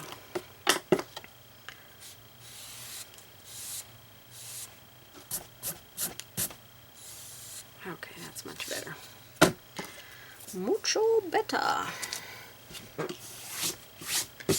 You know, my paper shavings out of the way. I sure don't want it to get in my paint. Okay. Goodness. Got a lot of paper stuff going on here. Got my lamp black out. I am going to go with my 10 curved flat. You can use an angle brush because an angle brush will really push it into the corner. You can use a flat brush, which I think I might switch to a flat brush. Let me grab a flat brush. And because that little bit sharper corner will push the paint in a little bit better. So we want to get a sheer, I want to start out with a pretty light color here because black is very overpowering and we don't want it to overpower. So I'm really working it into the brush. Pick up a little bit more water, really work it in there. Okay, so we want to go around things. Now this is paper, so it is going to soak that paint up very quickly. We're just creating like our shadow around things. Going into our dark places, you know, our deep crevice places.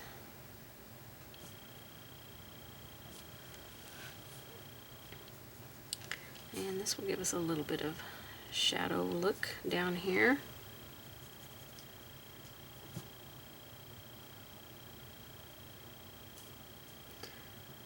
But remember, this is paper, so if you are a little timid of doing this on the paper, because it is not forgiving and you don't want to keep working at it because you will just dig a hole right in your paper, then you should wait until you varnish it. And then come back and do your shading around it. We're going to varnish this and then do our shading around the edges. So you can do this part after you varnish it because it, like I said, it is not forgiving. So you've got to be delicate and precise.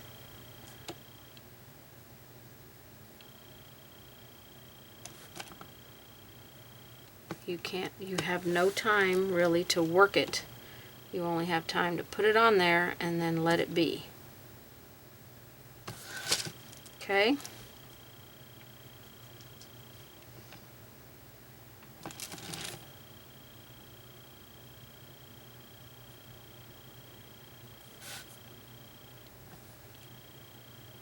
So this is just kind of shadowy stuff going on down there. Okay. It's as easy as that, but like I said, if you've put the paper on, you've got to be gentle and delicate and fast, and get away from it and let it dry, and if you need to come back to it, come back to it. Got a little light area back in here. I'm going to fill that with some black. So then you can go in here and see, is there any places that you want really, really dark, or that you need to put a little bit of black in there. So you can do that. It's very quick.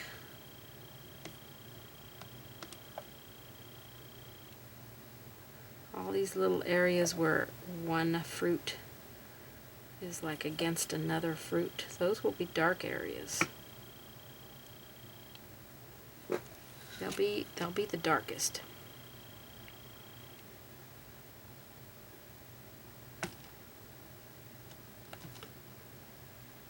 So, fill in down there.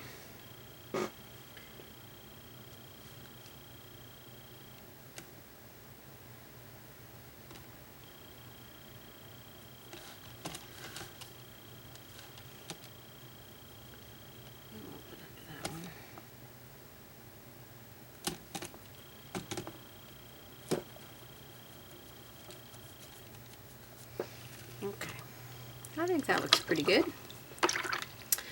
Alright, we've got our lettering to do next. Okay, I think I've settled on painting my letters in with black. we'll kind of bring our background, our piece that goes on the back together. So I'm just using a number 2 round brush, and these are basically just fill in kind of letters. Not letters where you have to worry so much about brush control.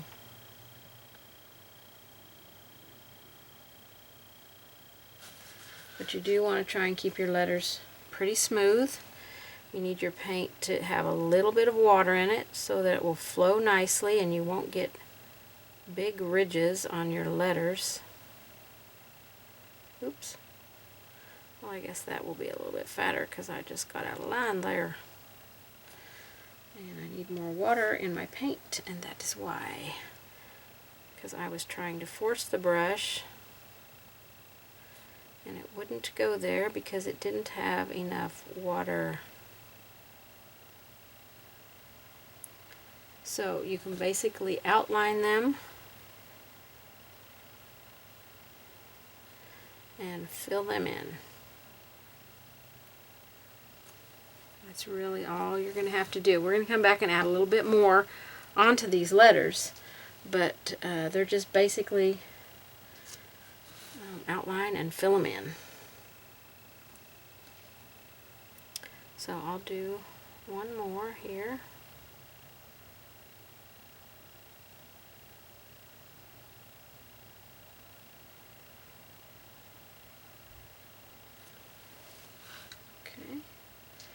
Outline it and fill it in. And if you need to repeat, you can go back and repeat. Apply a second coat if you need to. Let me get this U outlined very good here. Okay, so this is the letters that we're going to, this is our first step on our letters. Alright, I got my lettering done in black. I love it just in black without doing anything else to it, so we're going to leave it just like it is. So I'm going to wide angle out so you can see the entire project here, because I think I'm going to be done. I was originally going to do an antique wash around the edges of this graphite, but I love it. I think I'm going to leave it just like it is. Now, because this is 2 pieces, you have a few options on how you can glue it. Normally I would grab my husband's wood glue and use it, but I don't have any up here in my studio. So 2 other options is you can use like some fast grab tacky glue, or you can use some E6000. So I think I'm going to use the E6000, and you will need some kind of weight to put on this so it keeps it tight against the area here. So I'm going to open this up. Hopefully I'm going to open it. It's been open for a while, and sometimes these are a little bit tricky to get open. Okay, I keep a piece of this stuff in my studio to help me open things that I can't get open very easily. And this was really stuck, and oh, we're oozing. Okay, so I am going to, I want my edges to be good and adhered, but I really do not want this oozing out from underneath my piece when I put it on here. So I'm going to stay a little bit away from that edge, and then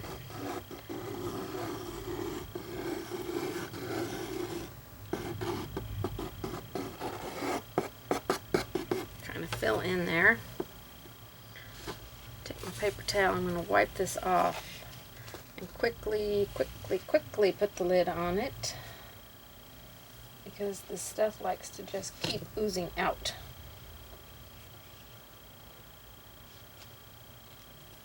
I think that's why my lid got stuck. Okay, so I'm going to take this. I've marked off where it's going to go. I just put a light pencil line around it. So I'm going to lay it down. Make sure it's on the pencil line. I don't want to pick it up because, you know, then it's going to slide off of there. So I've got it exactly where I want it. I'm going to take this heavy jar